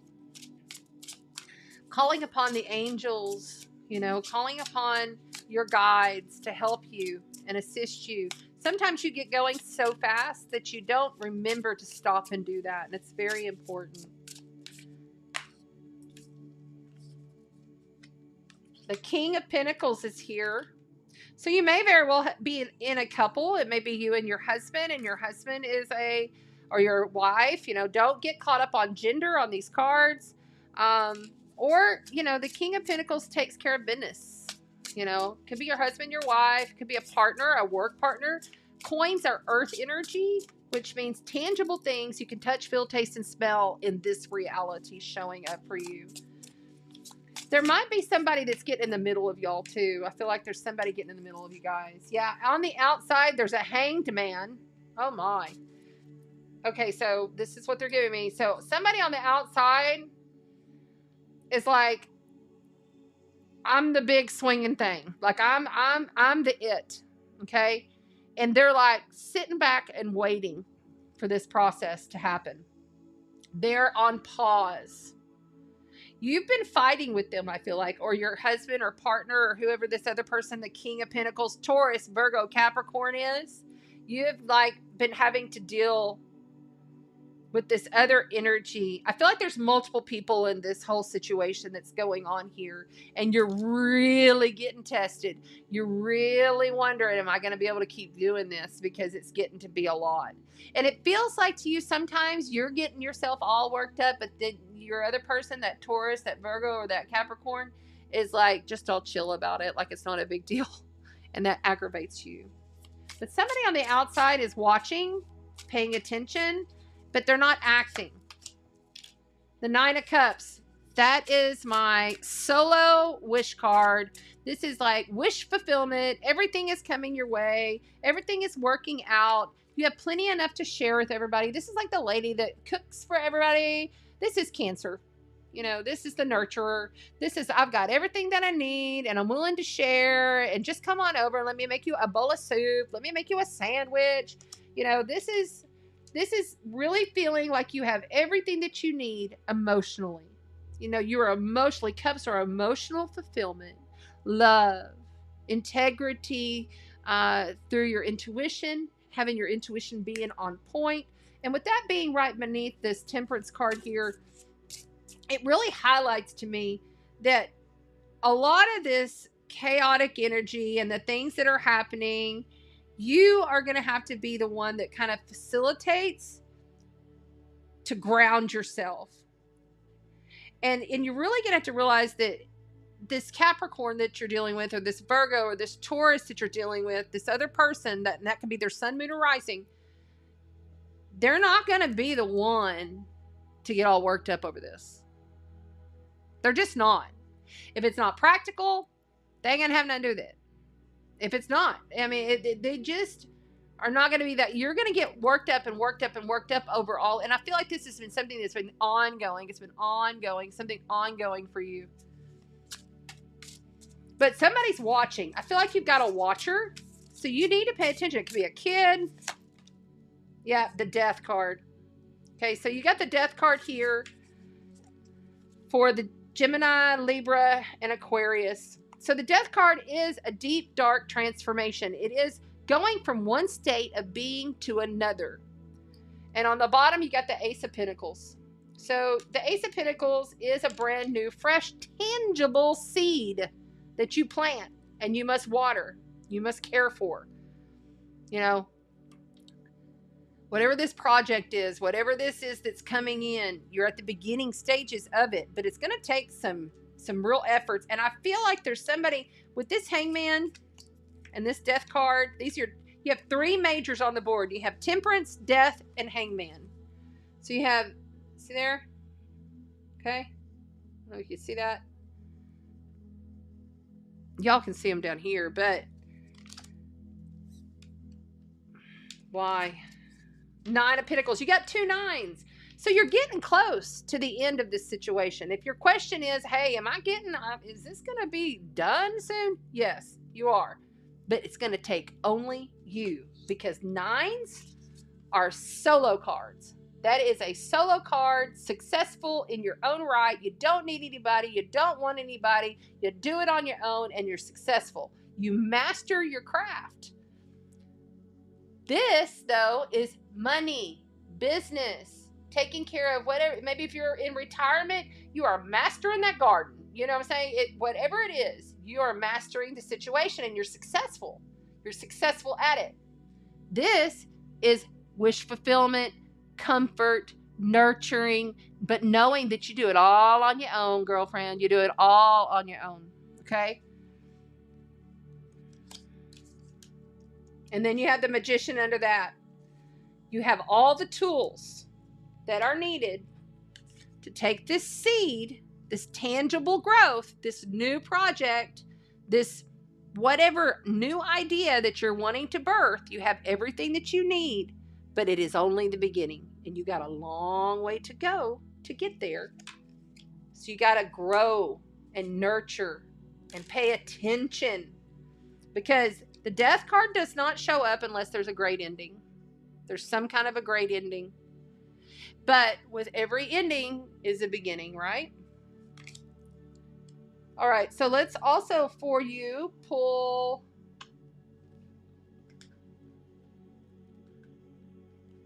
we're going to hear what the angels and the star seeds have to say. What do the angels and the star seeds have to say to the air signs? Angels and star seeds, please. What do the angels and the star seeds have to say to the air signs? I think that you're just going to have to take the bull by the horns on this and pay attention if somebody else is watching. I'm not taking that many. I'm taking those. Okay, so you also have choice. By staying conscious in your thoughts, you guide your journey in the direction of choice and stillness. Reflect on the moment with love, kindness, and compassion. That's totally this lady sitting here in her, 9 of Cups. She's very compassionate, very loving, very kind, but you're going to have to be still. So like they put the Hangman up there, this is like looking at things in a whole new galaxy, through a whole new lens, seeing things from a new perspective. You have to change how you're doing things, and there's no choice in the matter. You have to shift. What do the angels have to say? What do the angels have to say? What do the angels have to say? Forgiveness and understanding. You've got 2. Look at that. Forgiveness and understanding. Forgiveness and understanding. Patience. Patience, Libra, Aquarius, and Gemini. You got to remember, your challenge card here is the Temperance card, which is the card of Archangel Gabriel, and holding the balance. You have to be able to manage yourself in 2 different realities, right? You have to be able to keep one foot kind of grounded to the earth and the other foot in the heavens with God right now. What's on the bottom there? Friendship and union. Lean on your friends. Let your friends help you. Have your friends guide you. Be a good friend, and you'll have good friends. It's important. We got to have our tribe. We got to have our community. Lean on each other during this time frame. And finally, the last special card, which these are so massive. I only use these. These are these big old huge cards. But I just love the artwork. So Libra, Gemini and Aquarius, Sun, Moon, Rising, and Venus. This is your Venus card. What is your Venus saying to you right there? Ooh, big chills, big chills, big chills across the face. Right side is the night side. The Chariot. Wow. Okay. So there's the Chariot. Look at that. Traditionally, in the Chariot is ruled by, well, to me, I've always looked at it as Sagittarius, but it can also be Cancer. Okay. So here you go. So you guys can see. I want to make sure you can see it. It's a big old piece of art. These cards are the Alchemy Visions Tarot. There's a lot going on in these cards.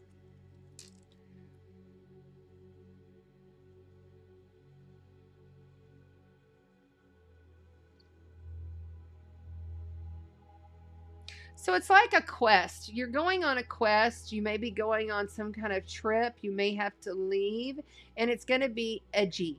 It's not going to be simple. It's going to be wobbly. Just expect the wobble. Just expect the wobble.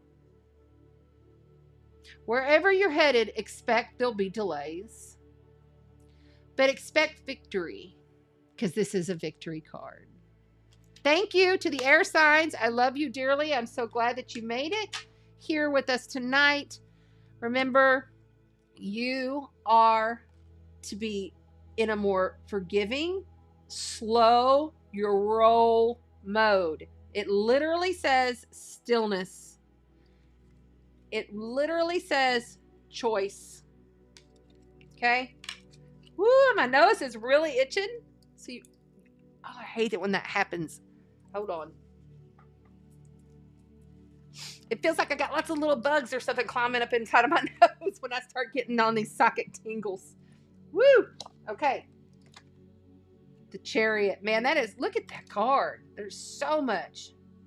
You know, and what else? You know, it's about, so like it's about being able to guide your chariot, which could be your vehicle, or it could be, you know, you literally, you know, guiding someone through something, through a storm, but knowing that there's gonna be, you know, like maybe, you know, it's not always a straight path, you know, and the dark, see, there's the dark horse and then the light one. You're going to have both dualities coming in. You're going to have shadow figures showing up as well as light figures showing up. It's like these, look at these two tigers balancing on a ball of stars. I mean, it's almost like you have to be able to perform and it's really getting to you.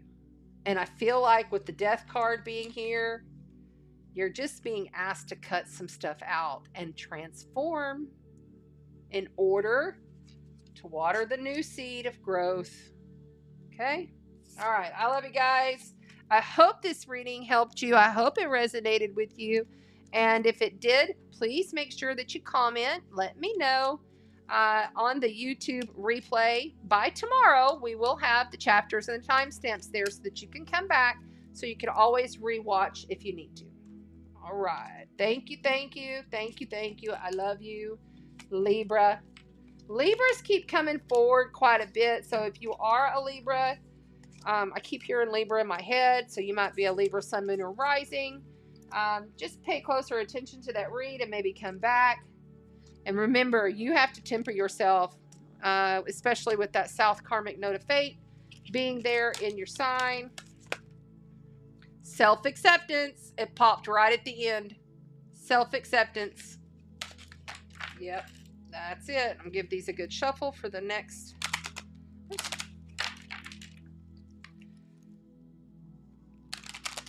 All right, so now what are we on to next? Earth. Donna Lewis is on it in the chat. Thank you, Sparkle Chat. Remember, guys, if you haven't punched in already, and this one came out, Opportunity and Change. So that's basically everything that was in that read. Opportunities are going to present themselves to you guys because you have Jupiter in Gemini. So that means all the air signs are getting the positive trine aspect in the astrology. Allow that Jupiterian energy to expand what you magnify. You will magnify whatever you focus upon. Remember that. You want opportunities? Focus on the change to get to that opportunity. All right. Now, moving right along, we have the Tarot Grand Lux. We're pulling out the Tarot Grand Lux for the Earth signs. Earth signs are next. Sun, Moon, and Rising Earth signs. Okay. Whew. Lots of energies coming through, y'all. Lots of tingles. Lots of stuff happening. All right. So what I'm going to do is I'm going to hit this gong to clear for the Earth signs.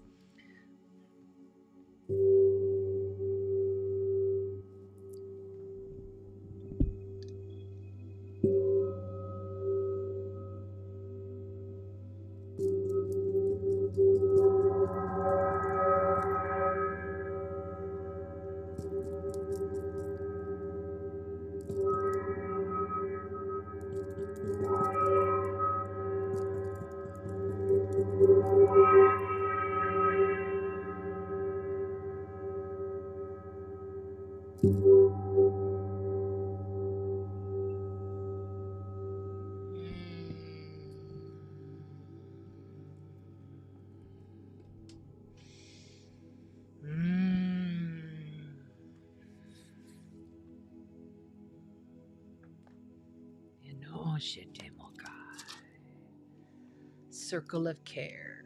Yes. Here we go. Leslie Williams is a Virgo in the house. Thank you. You're very welcome. Yes, Sandy Reyes. She says, that's how I feel at work. Been working by myself for almost 2 weeks now, behind on work and trying to stay afloat. Sigh. Sorry. Yep. Trying to stay afloat. All right. Remember, we are also pulling in on the Venus sign. So this is Virgo, Taurus, and Capricorn. Virgo, Taurus, and Capricorn, Sun, Moon, and Rising, and Venus. Come on with it. What do we got for these? Okay, I'm all of a sudden getting a lot of energy in the back of my head, like something's pulling from the back of the head. So keep a close eye on your backside. Somebody may be stabbing you in the back. Just heard that. All right, so we've got the Hangman and Temperance. You can't make this shift up. You can't make this shift up. We just had the Hangman and Temperance in the last read. So this is Sun, Moon, and Rising. So that means if you have a Sun, Moon, and Rising air sign and Earth, this could really be for you. And you want to definitely go back and check out the air sign read because both these cards just came out in the previous read.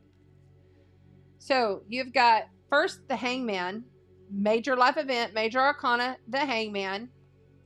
And then you have Temperance, major life event, major arcana, the Temperance, major cards. Okay, 2 cards, Hangman, then the Temperance.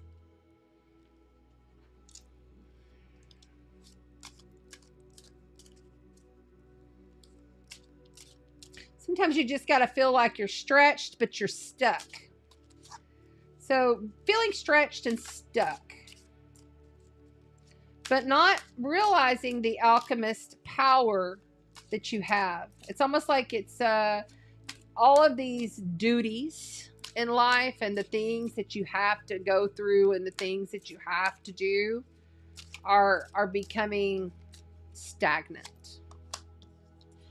Oh my goodness. And on the bottom, wow, we have another major. You got the Fool card.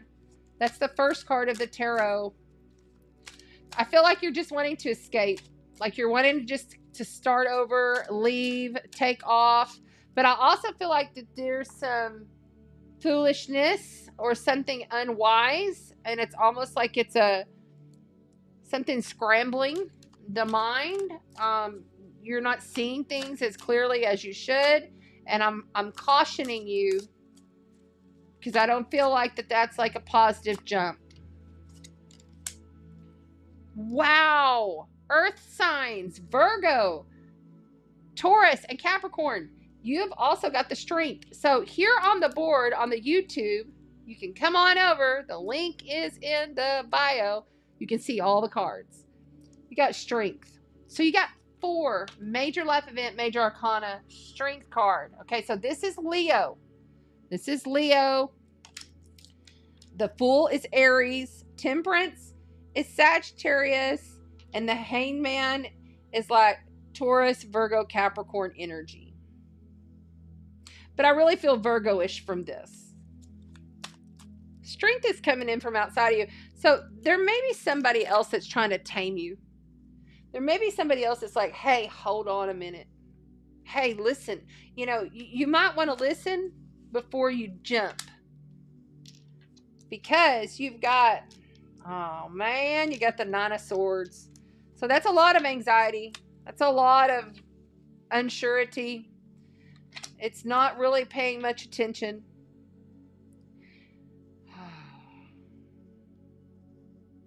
And then you have the 9 of Cups. That also came out in the last read. The Cancer. This is Cancer energy. On the bottom, you've got the 8 of Swords. I'm sorry. This is the 8 of Swords. This is the 9 of Swords. My bad. I got them backwards. Sometimes these Roman numerals make my eyes go cross-eyed. Y'all got to remember I'm dyslexic.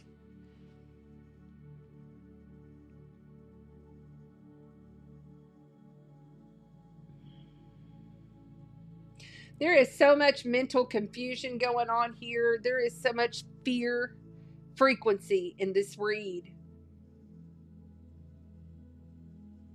And it's like, you know, you feel like you've worked at this, you've tried, you've gone through this, you've given your best, and it's not, it's almost like you're wanting just to be lifted out. Like I feel like this Temperance card is just saying, lift me out of here. Let me go. You know, when you have to learn to balance. See, she balances and alchemizes the situation. She alchemizes the situation. She trusts in her faith. She stays optimistic. You know, you have to stay optimistic through these kind of energies. I feel like you're just wanting to escape, though. I keep getting this escape. And really, that's not the best advice right now. Because you may be confused. And this is the thing. So, the 8 of Swords is all about entrapping yourself in your own mental misery. But you are the only one that has that ability to move yourself on out of it. This is anxiety. This is the 9 of Swords. You got the 9 of Swords. Okay? And then right below that, what is that? You have the 9 of Coins. The Falcon Master. At one point in time, you were doing fabulous with this situation. And now it's created a bunch of anxiety for some reason because there's been some kind of foolishness. There's been a bad choice. Somebody's made a bad choice here. Somebody's not trusting in the inner strength and the inner guidance because they're getting really wrapped up in what's going on with whatever the situation is. But this is mental stress. And if you want to escape, you're really going to have to pay the piper. This is also someone who drinks too much. This is excessive drink, earth signs. Too much drinking, too much escapism, drugging, whatever. It's like not taking care of business. And that's sad, because here you have the Falcon Master. At one point in time, you were taking care of business. Right below that, you have the Eight of Coins. That's a person that stays dedicated to their craft, works through the night, doesn't give up, makes sure that they handle their shit. They're the boss. But now you're in this anxiety hell. All right, let's go ahead and get some more guidance from the starseeds and the angels for the earth signs. I'd be very cautious with drinking during this time. We're talking about algal, the star algal being with Uranus and Mars. Algal rules overdose, drug addiction, you know, taking it too far, doing it too hard. And it's the deep, dark, ugly side of that. And that is, you know, coming into play very quick. We'll be talking about algal next week. Algal will be featured next week.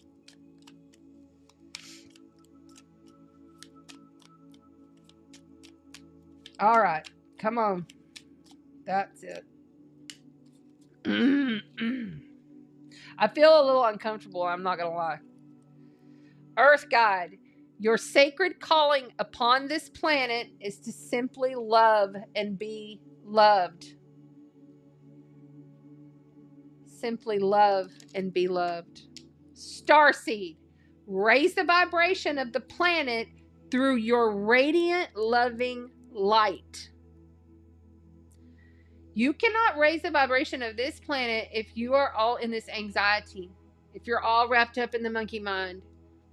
You know, you have to pull on the inner strength, and there may be people around you, maybe a Leo that's around you, that can help you, that you can lean in on.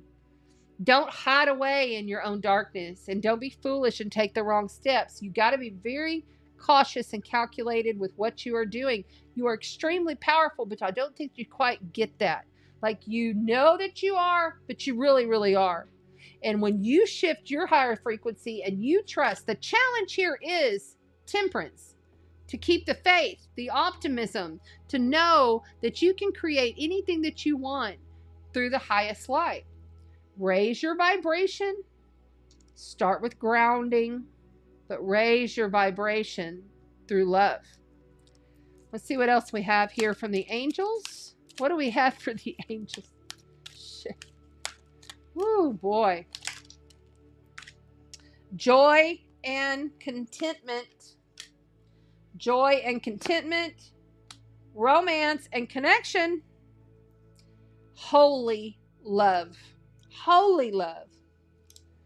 You know, if you're looking for romance, if you're looking for a connection, it has to be, because Saturn is in Pisces, and the rule there is it has to be spirit ruled first. It has to be God guided. It has to be higher divine light guided in order for that romance and connection to come through. There might be somebody there that really loves you, but you're not seeing it. Maybe you're just all wrapped up in your own anxieties, and you're over drinking, or you're over boozing, or you're over vaping, or whatever it is. Something is too much. Too much. Don't be the fool. Don't be the fool.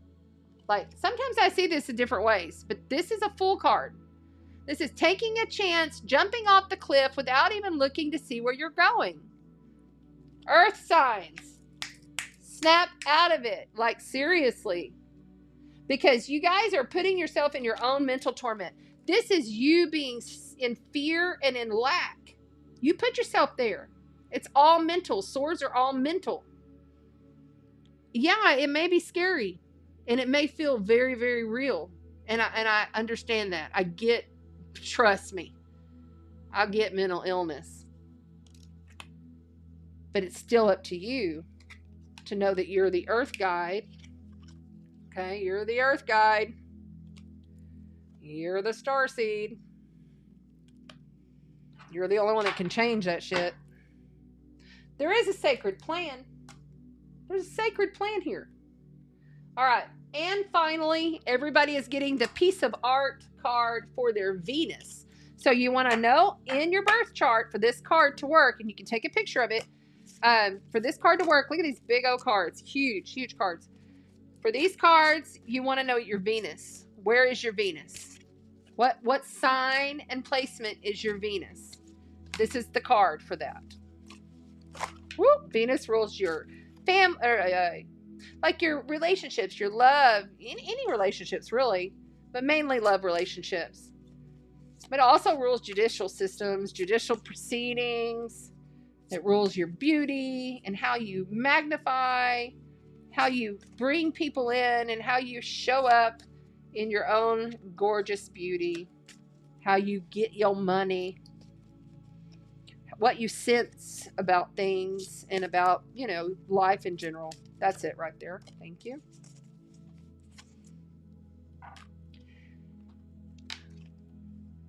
You got the Fool. I can't believe it.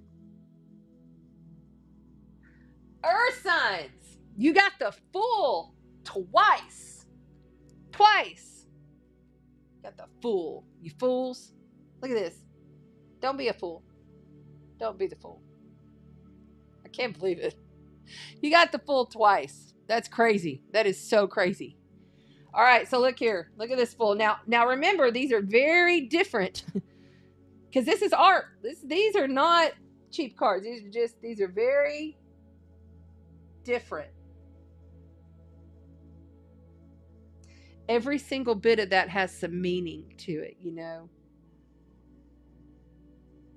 There are so many paths that you could take, but look here, you don't want to fall off in the sea of souls. Look at these people. They're drowning in the waters of their own consciousness. This is like falling into the sea of souls, you know? Just walking along, not even watching which direction you're going. And what's happening behind you? Did you lose your mind? Do you see that brain up there in the top there? TikTok? Y'all see that brain? God, I don't know what's going on with this freaking camera. It's acting like it doesn't want to. Oh well, you guys can see it down here. That's crazy. See the brain back here? What's going on in the back of your mind too, you know? Where are the shadows of the mind? You know, you can't just throw a lay on it and jump off into the sea of souls and expect nothing to happen. If you make the wrong decision, you're SOL. Don't be SOL. Remember, joy and commitment and the holy love. Holy love. That's the only thing.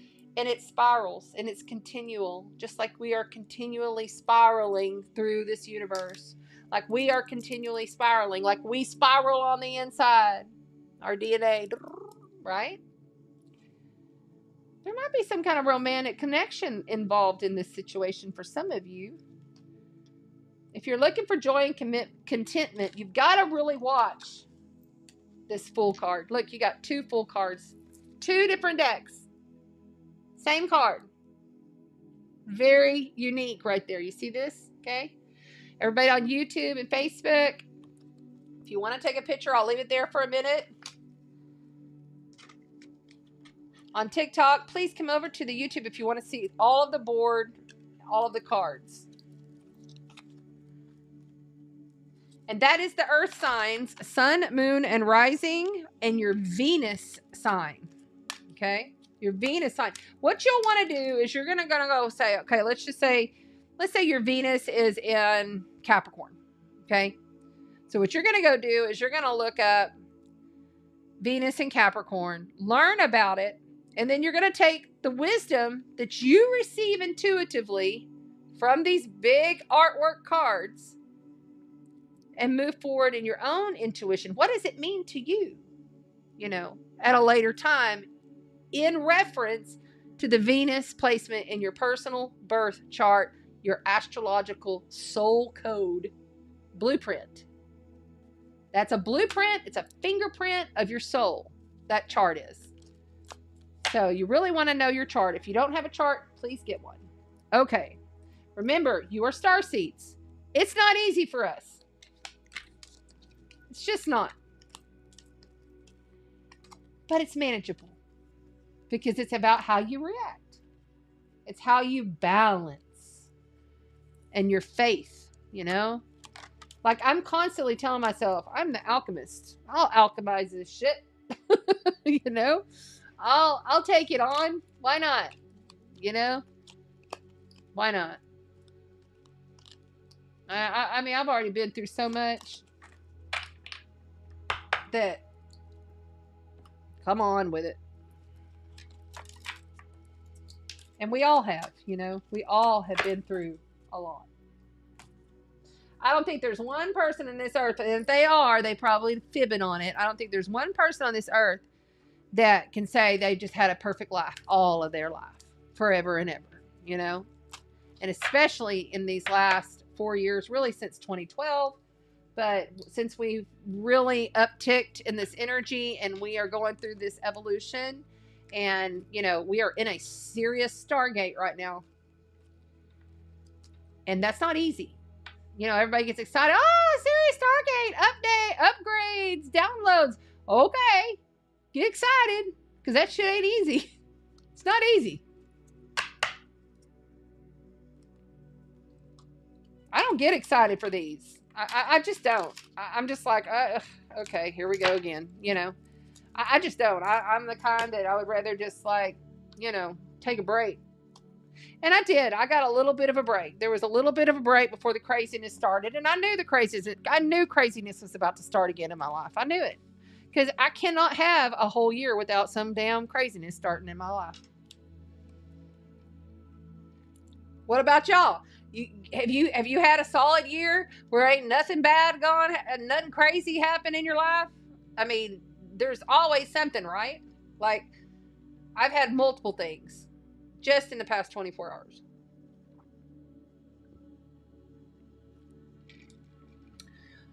For one, my house insurance lapsed. And it's supposed to just be taken care of by my brother-in-law, which I love, but he's my insurance guy. I've paid it every year for the past 5 years. I don't know why this year it just lapsed right before a hurricane. Like, oh, fuck. You know, it's not a good thing. And then on top of that, I've got issues with my son again. And on top of that, I'm still mourning my cat, my sweet kitty that I miss every day because I'm here working without my cat. You know? And there's a lot of loss for people. A lot of loss going on. I've heard of multiple deaths just in the past week. And if my little itty bitty slice of the world, if I'm hearing multiples, I can just imagine.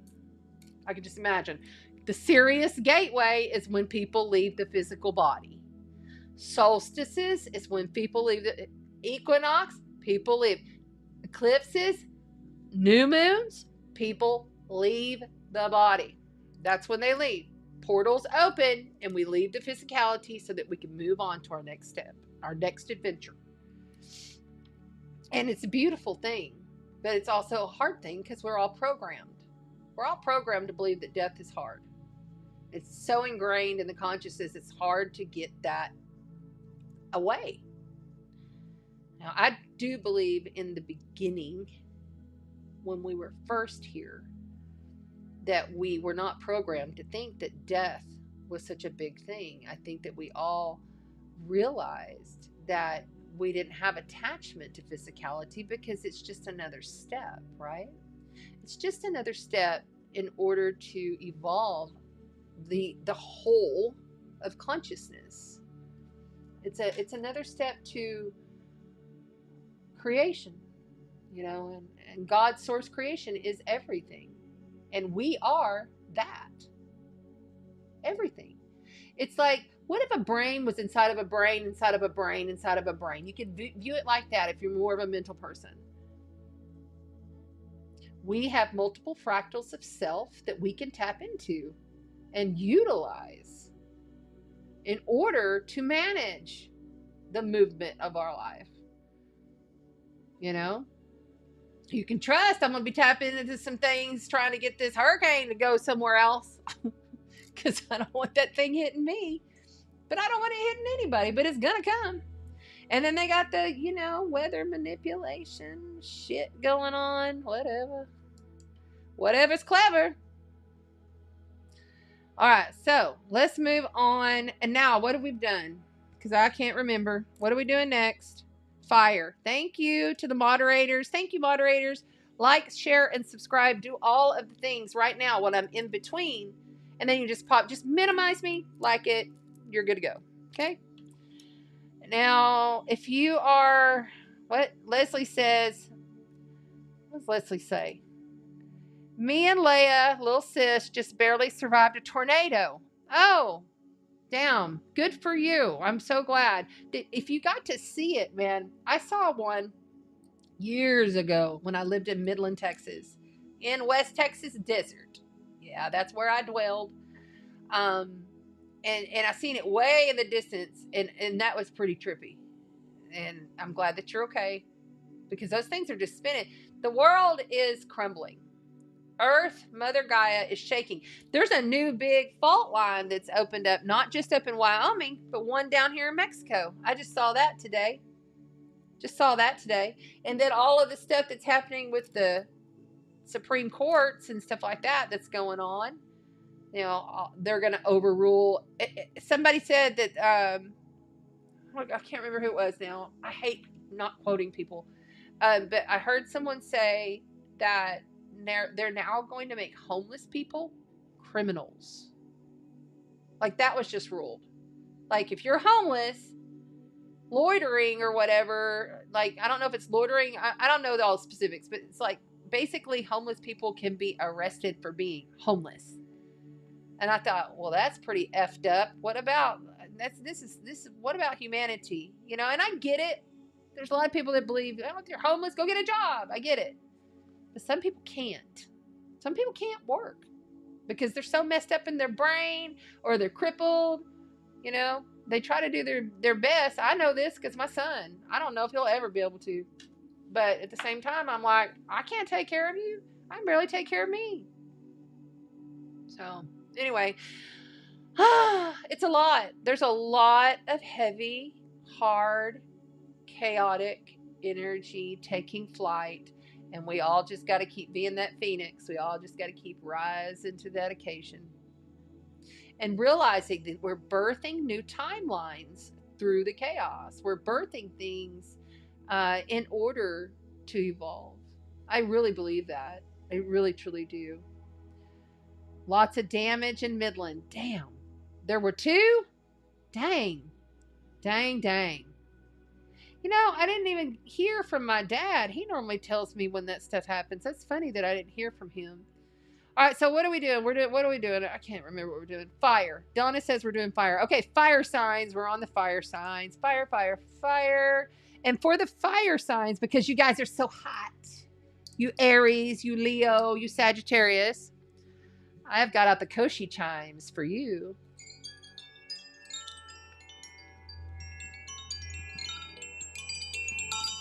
I love these.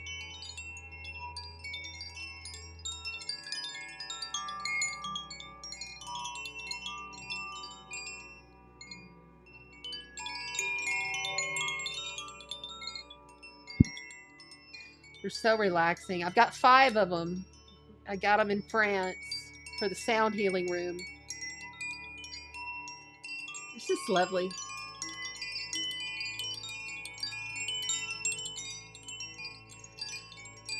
This is to calm your fire down. Calm you down. Calm you down, fire signs. Aries, Leo, Sagittarius. Welcome in the fairies. Welcome in the fairies. Fire spirit. Okay.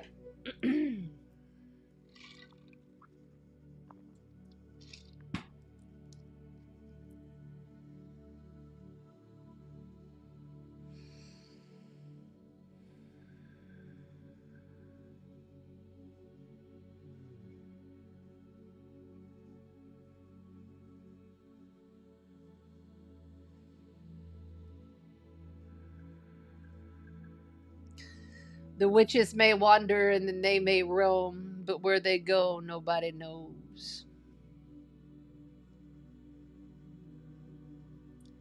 That is a Lemurian clear quartz crystal, and every single line on there is a remembrance. So when you rub your finger down it, it gives you remembrance. And I put it to my third eye. There you go.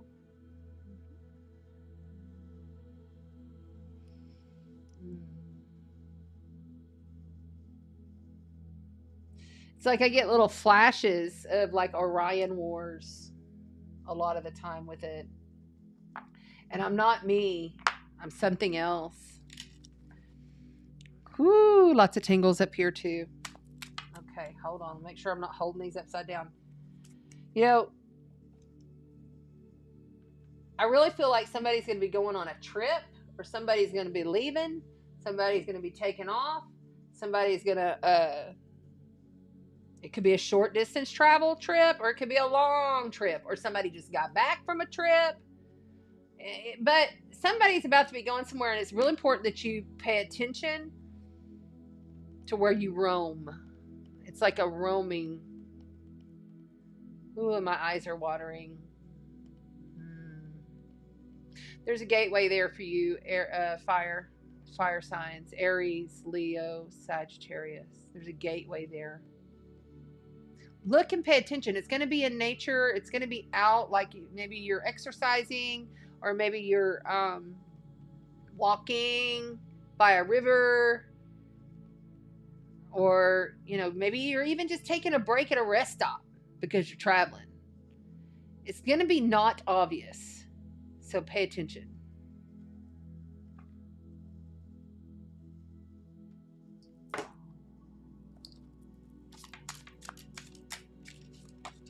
Whoa. Dang.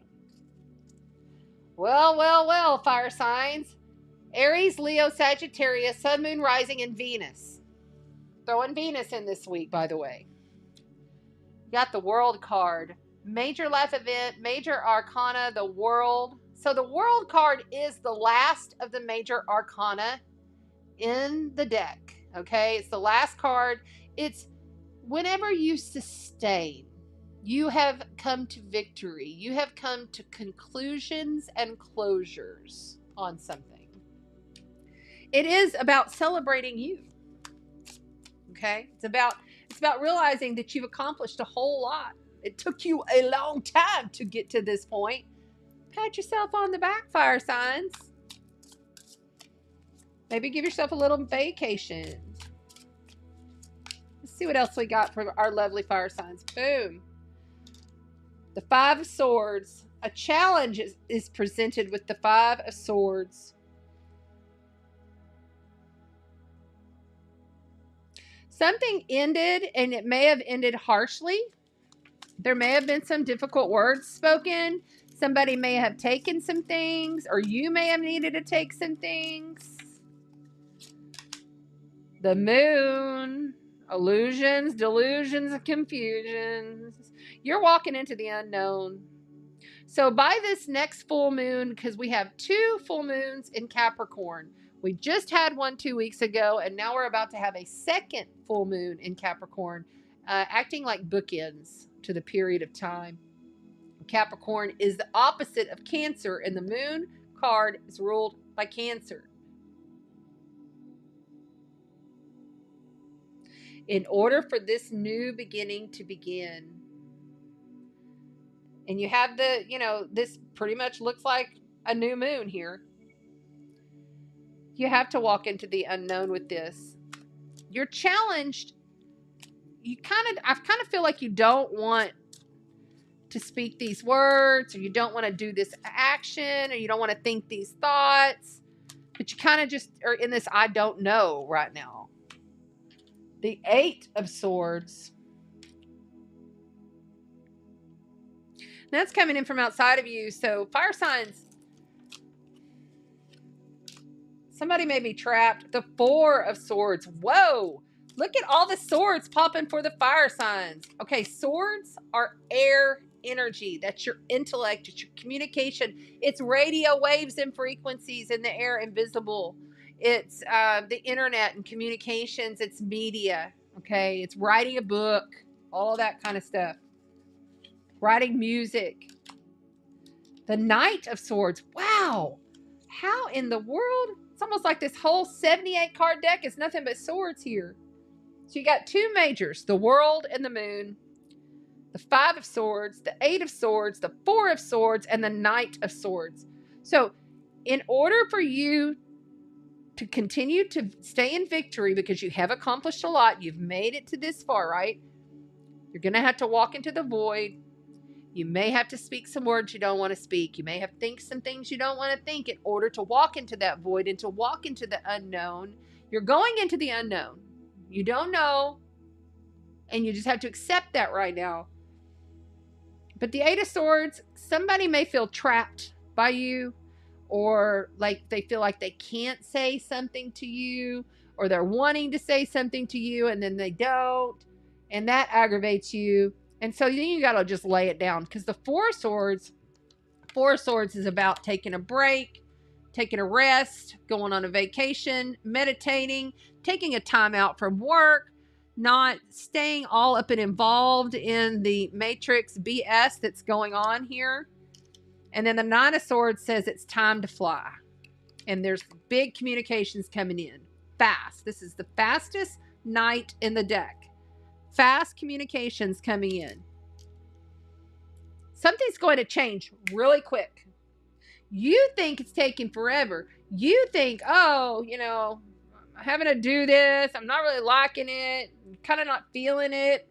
Even though you've been in victory, even though this victory and this ending did happen, this great completion, you got to the completion, did happen. And really, I mean it. Pat yourself on the back for getting that far, because it has not been easy. But there's some kind of harsh words here. On the bottom, you have the Eight of Cups. Yet another walk away card. The Eight of Cups simply is walking away into the unknown, because so Cups is about your emotional fulfillment. It's about how you have put so much of your heart into this fire signs. Multiple times, over and over and over and over and over. You've given it your all, man. You've fought, you've done, you've really tried, you've nurtured yourself, you've nurtured the others around you, and you just can't do it anymore, and you got to walk. Why? Seven of Pentacles. Time is dwindling. You know, it takes a lot of patience to get to the point where you are at. Does it not? Yeah. And you don't want to like deplete yourself. You know, the Seven of Pentacles is about, I've been working really hard. I've got a nice bank saved up. I don't want to deplete myself. But I know it's not ripe yet. It's not time to take that, right? It's not time to take it off. Like, it's not time to pick the fruit quite yet. But you know it's getting really close. In order for it to happen, big walk away. That's a big walk away. It's a big walk away. This is a big walk away, and this is a big walk away. Two big walkaways in the majors. Walking into the void, but feeling accomplished. It's just like the cycles, you know, endings and beginnings.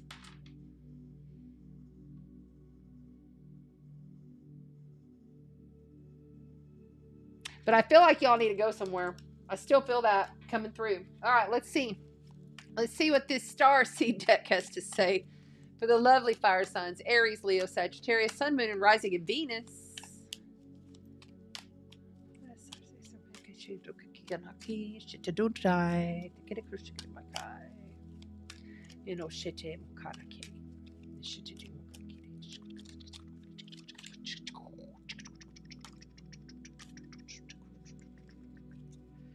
Wisdom.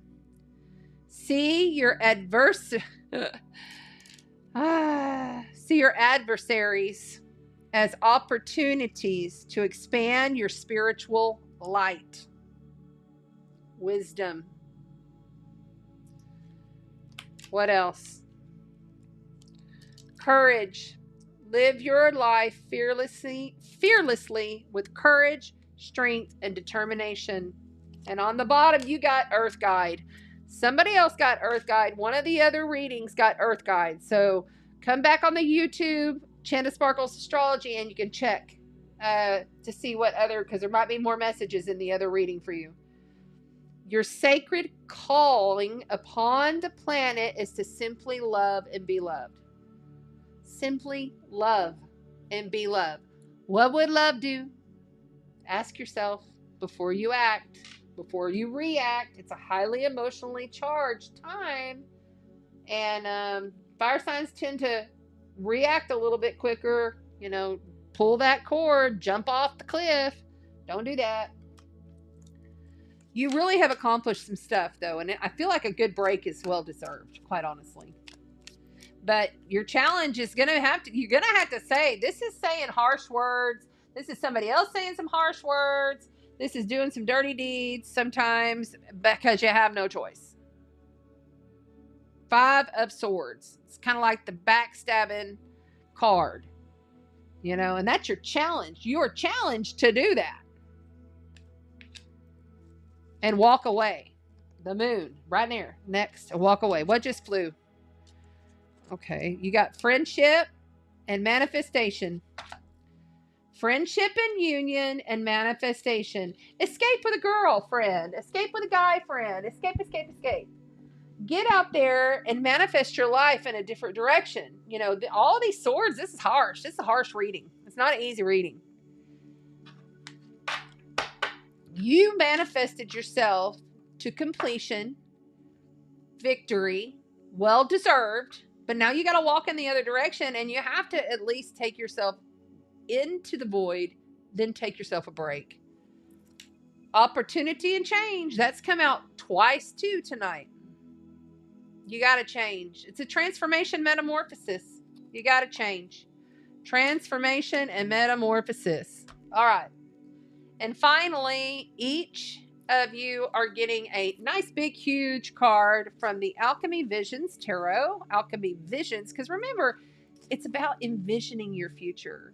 And, you know, what are you seeing for your future? What is the vision? Neptune at 29 degrees is visionary, period. Ooh, and my eyes started twitching on the left side on that one. Okay. This is for your Venus sign. You want to know where your Venus placement is in your chart in reference to this card. So you want to know, my Venus is in blah, blah, blah. And then you're going to look up that house number. And then you're going to look up this card. And it's going to give you a message. This one.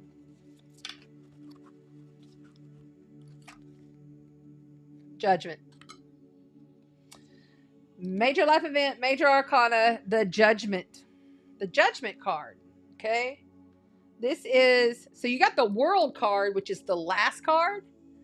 This card right here is the second to the last. So you got Judgment. Check this out. This is art, okay? There's a lot going on in these cards. So if you want to screenshot it, I'll try to get it in there for you guys.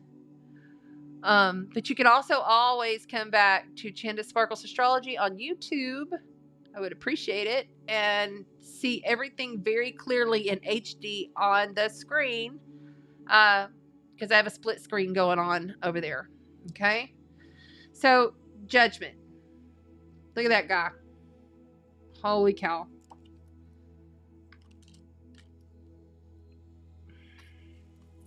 Judgment is like when Archangel Gabriel comes down from the skies and he shoots laser beams from his eyes to burn away all of the harshness, all of the sadness, all of the cruelties and the traumas and all the shit that we carry energetically on ourselves, right?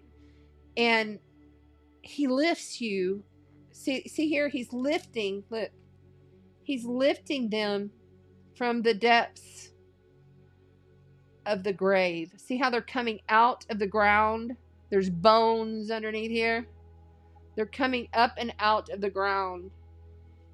He's giving another chance. And see, there's people that are oblivious to this around you. They're just living in their la matrix land. But you're getting another chance and you're going to get lifted up out of this, I feel. But it's going to take you really understanding that you are an earth guide. You are someone that's here to love and be loved. It's simple. love and be loved, and allow.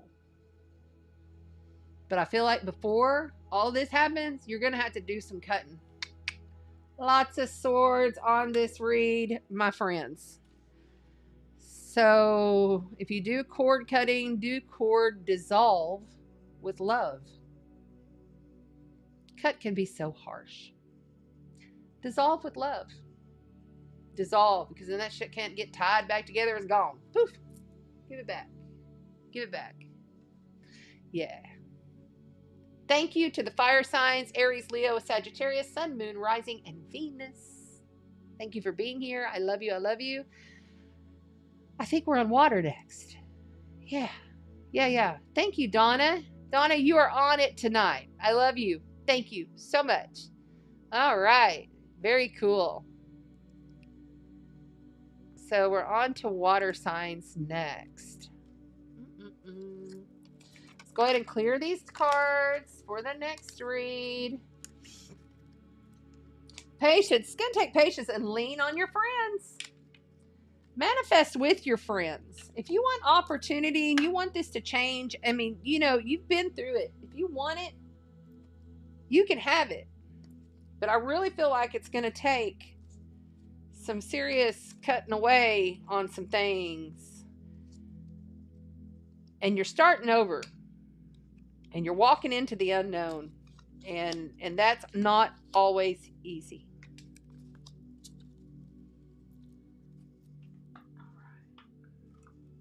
So for the water signs, guess what? We've got the Oceanic Tarot for the water signs. Yes.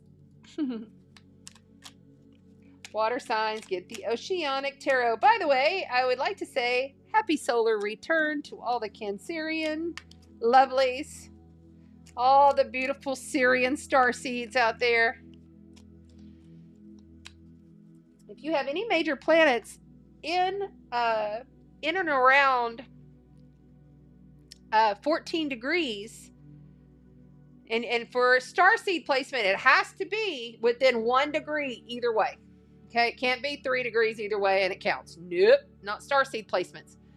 But if you want to know if you have Syrian starseeds, so like if you have your rising or your sun or your moon, you know, any of your major planets. Right there. Now, not asteroids. Asteroids don't count. Okay. But if you have like around that area, you are a Syrian starseed. But remember, you're a lot of other starseed. Just like we have lots of heritage in our human lives, we have lots of heritage in our galactic lives as well. Multi-dimensional being badasses that we are. Oh, get that on out of here.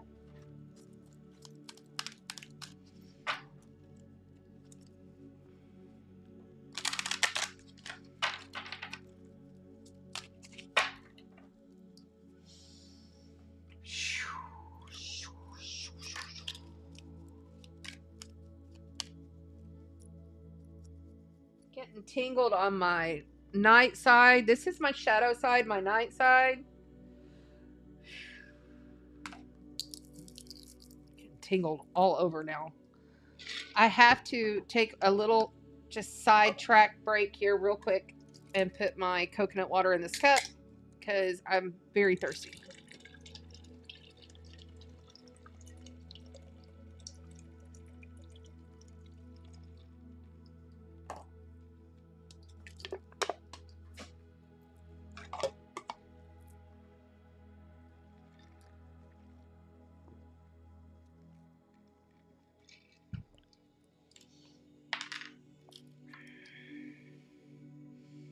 Okay, so I am going to clear with the tinctures. You're going to hear 3 loud chimes. If you are sensitive to high pitch, turn your volume down.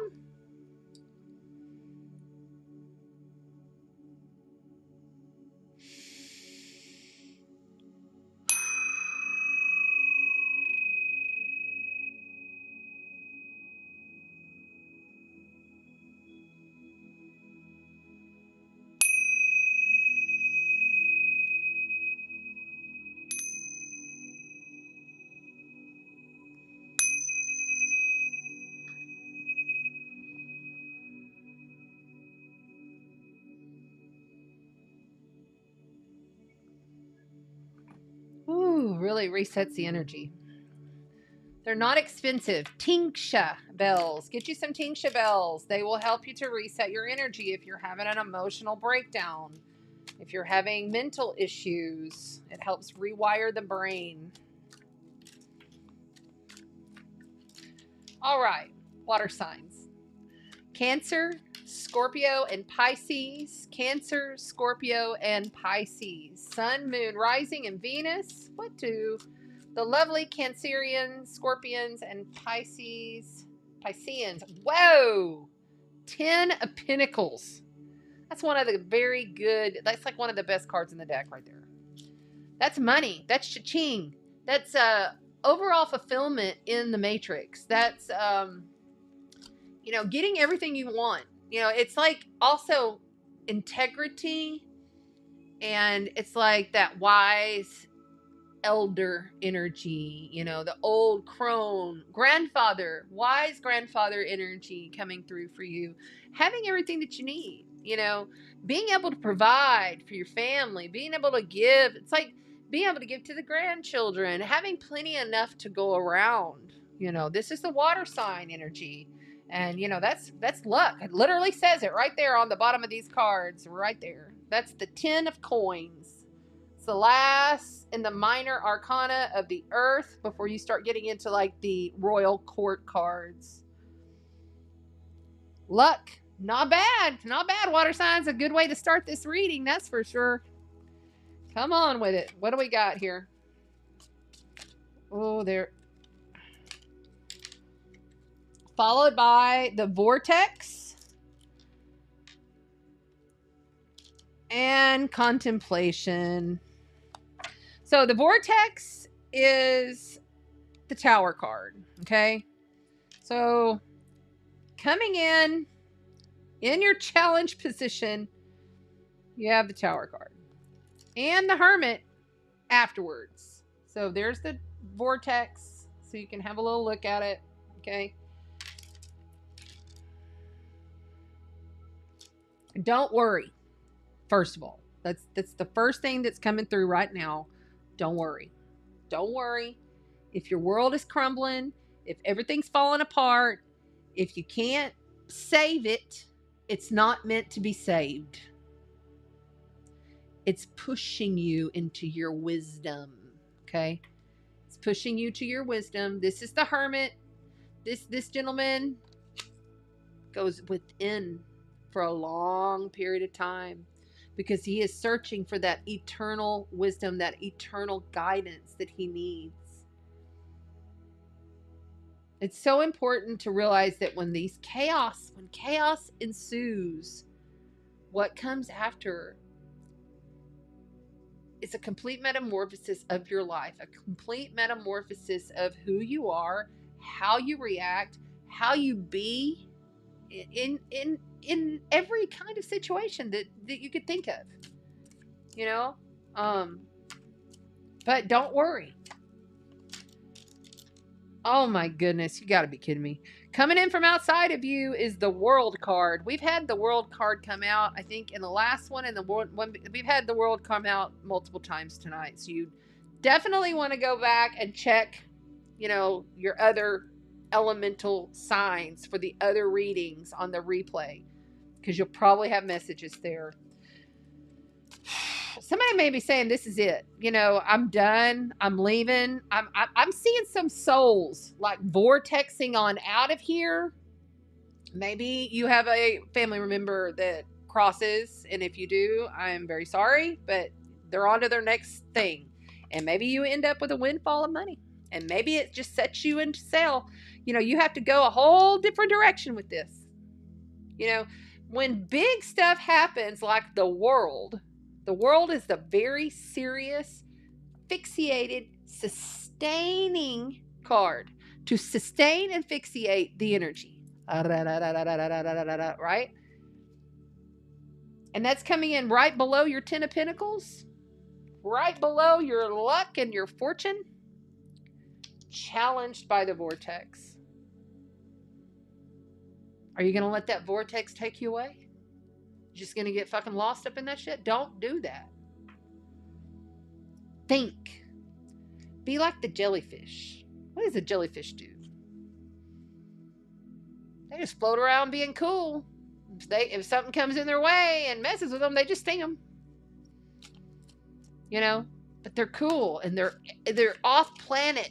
Like I 1 to 1,000 believe that jellyfish are not of this earth. Don't think of the matrix. Don't stay up in the matrix loopity-loop, water signs. This vortex is taking you outside of your matrix. You got the Three of Wands and then the Three of Swords. Yeah. There's some major endings happening here that are going to hurt. Heartbreak. The Three of Swords. First you have the Three of Wands, which is my Law of Attraction card. And then the very next card, so there's the 3. Okay, you have 2 3s here. That is, number 3s are birthing. But it's almost to the point of birthing. It's like when someone is 9 months pregnant. And then you also have the Three of Swords. Okay? That's harsh. That's one of the harshest, most heartbreaking, grieving, loss cards in the deck. Shit. Don't worry. I keep hearing, don't worry. Contemplate. Go within. Why is this really happening? What's on the bottom? 5 of Cups. Sadness.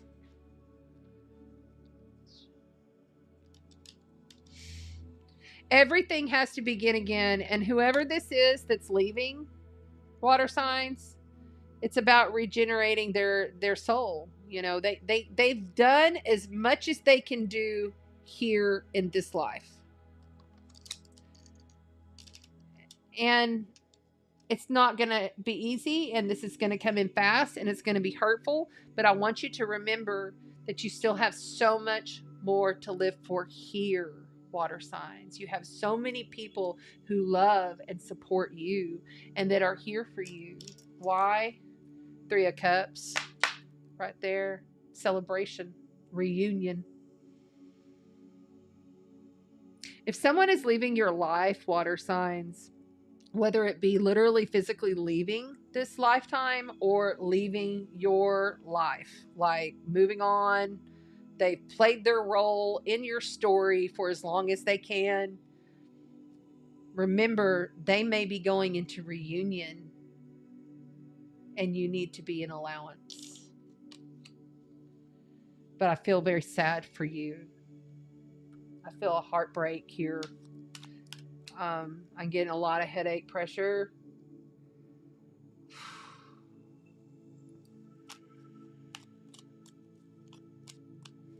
I almost just want to say it. But I hear you. They keep saying, don't worry. Don't worry. I'm serious. I keep hearing, don't worry. Choice. By staying conscious in your thoughts, you guide your journey in the direction of choice. I've said this for years. Are you conscious of your consciousness? Or are you just doop-a-doop-a-doo through life, not really paying much attention to what's going on with your spirit? And what is your inner voice telling you? Listening to the inner voice, knowing that you are the inner authority. You have to follow that GPS. Ooh. Oh, okay. And I'm now getting like, okay, so the whole room just zoomed in on me. That was trippy. Whoa. Remember, this is a simulation. We're in a simulation. This is a game. This is not who we are. This flesh suit. This is not who we are. Water signs. It's not who we are. We're so much more.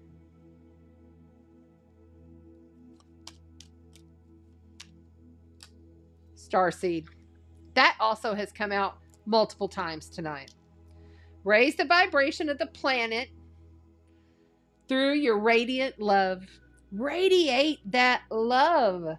Even in the face of chaos, even in the vortex coming to sweep you away, even in the saddest, most heartbreak. What follows the heartbreak? What follows the heartbreak?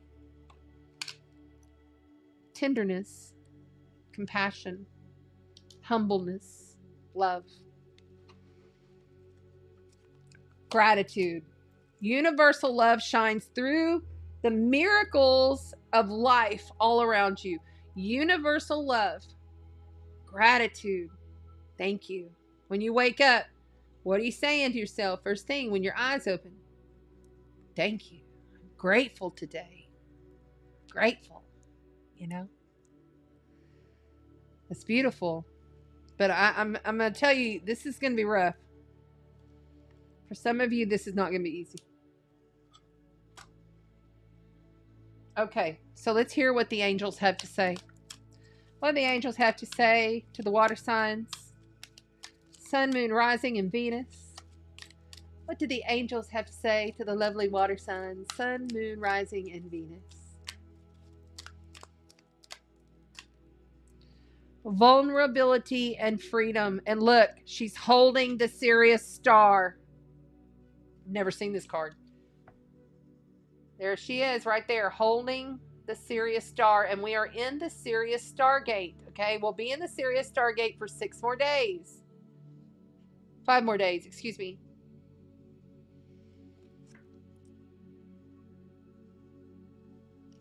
There's so much freedom in being vulnerable. There's so much empathy whenever you really step into that space of, I really love you. I really care about you. And I'm going to show you that I'm free to love you. I'm free to be who I am. I'm free for you. You're free to be who you are, right? You be that way with your friends, your tribe, your family, whomever, your kid, your husband, wife. But it's so important to have a vulnerability to it. This is a sacred, fated time. This is a portal gateway when people are leaving this planet. Acknowledge, be humble with gratitude. It is your choice. You chose to come here. You chose to be here. You chose your path. You chose who you were going to marry. You chose who you was going to divorce. You chose the kids that you was going to have. You chose it. You chose every bit of it. Now, in between, you had a little bit of free will to go this direction or that, but yet all those major bullet points of your life were already laid out in the soul contract before you came here. Strength and guidance. Right there. Cut the cords. Strength and guidance and cut the cords. Strength and guidance and cut the cords. Those are some big cards. I should have probably backed that screen out, huh? Sorry, y'all. Let me back it out just a little so you can see.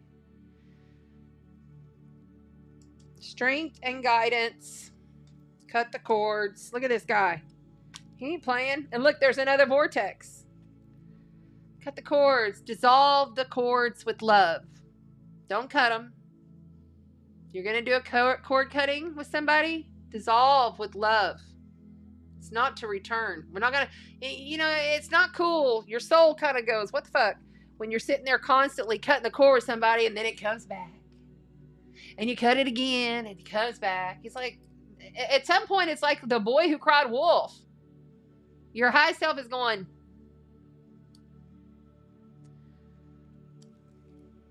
and on the bottom it says joy and contentment. That one also came out earlier. Whew. Okay, and finally, this is the last card of the night. Sun, moon, and rising, and Venus. Now, these are your Venus cards. You want to look at, you want to make sure that you look up on your birth chart, you want your sun, on your birth chart, you want your Venus sign. Sorry, I'm getting a little high on this energy at this point. I always get a little high in my brain. It's like, what? It's hard for me to think. Yeah, you get it. Venus placement in your chart. This card, you look at the house placement, you look at what it is, and then you look this card up. Okay? The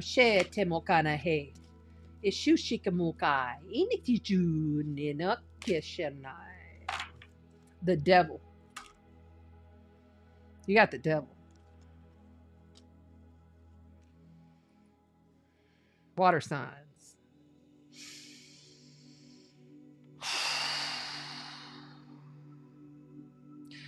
Some of you are dealing with someone with addictions, and some of you are dealing with some bondage, and you put yourself in it. Okay? Look, I want you to look at this. This is art, by the way. You can take a picture of a screenshot if you like, or just come over to Chanda Sparkles Astrology and you'll see it there. You can always come back on the replay. This video will be on the replay with chapters and timestamps. But this is the devil card, and these are very intricate cards. Like, there's a lot going on in these cards, water signs.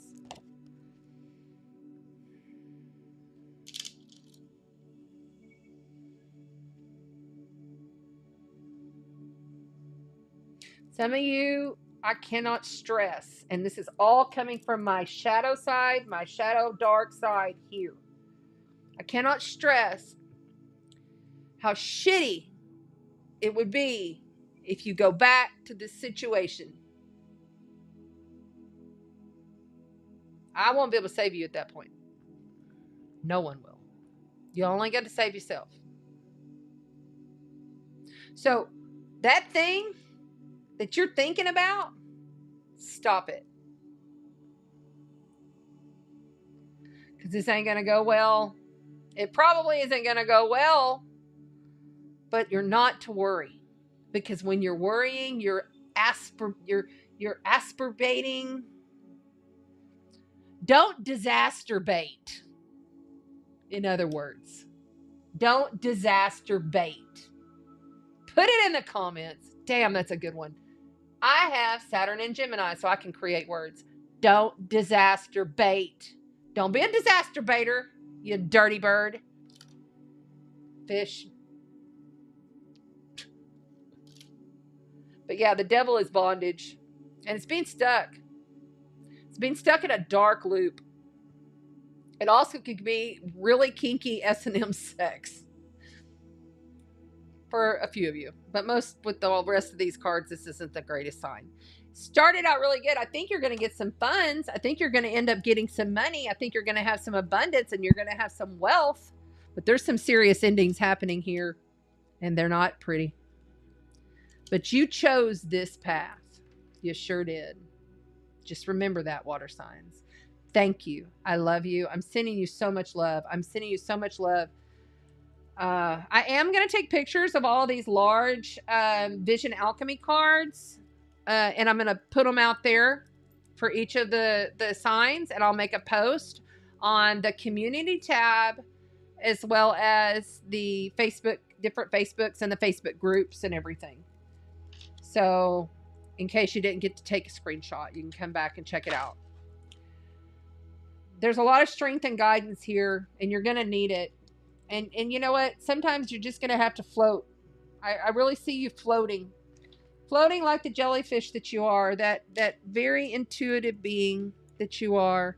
That off-planet being that you are. That starseed that you are. You got the starseed cards. So, yeah. Yeah.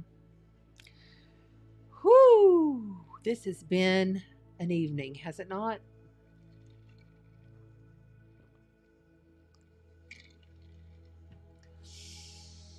If you have resonated with all of this, and if you've got any kind of guidance on it, please do pop me a cup of coffee in my PayPal or my Venmo, because I am not monetized. I would really appreciate it. Thank you. Thank you, Tammy Lynn.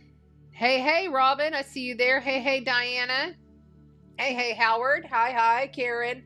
Hey, how you doing? I see you, Deborah. How you doing? Cool.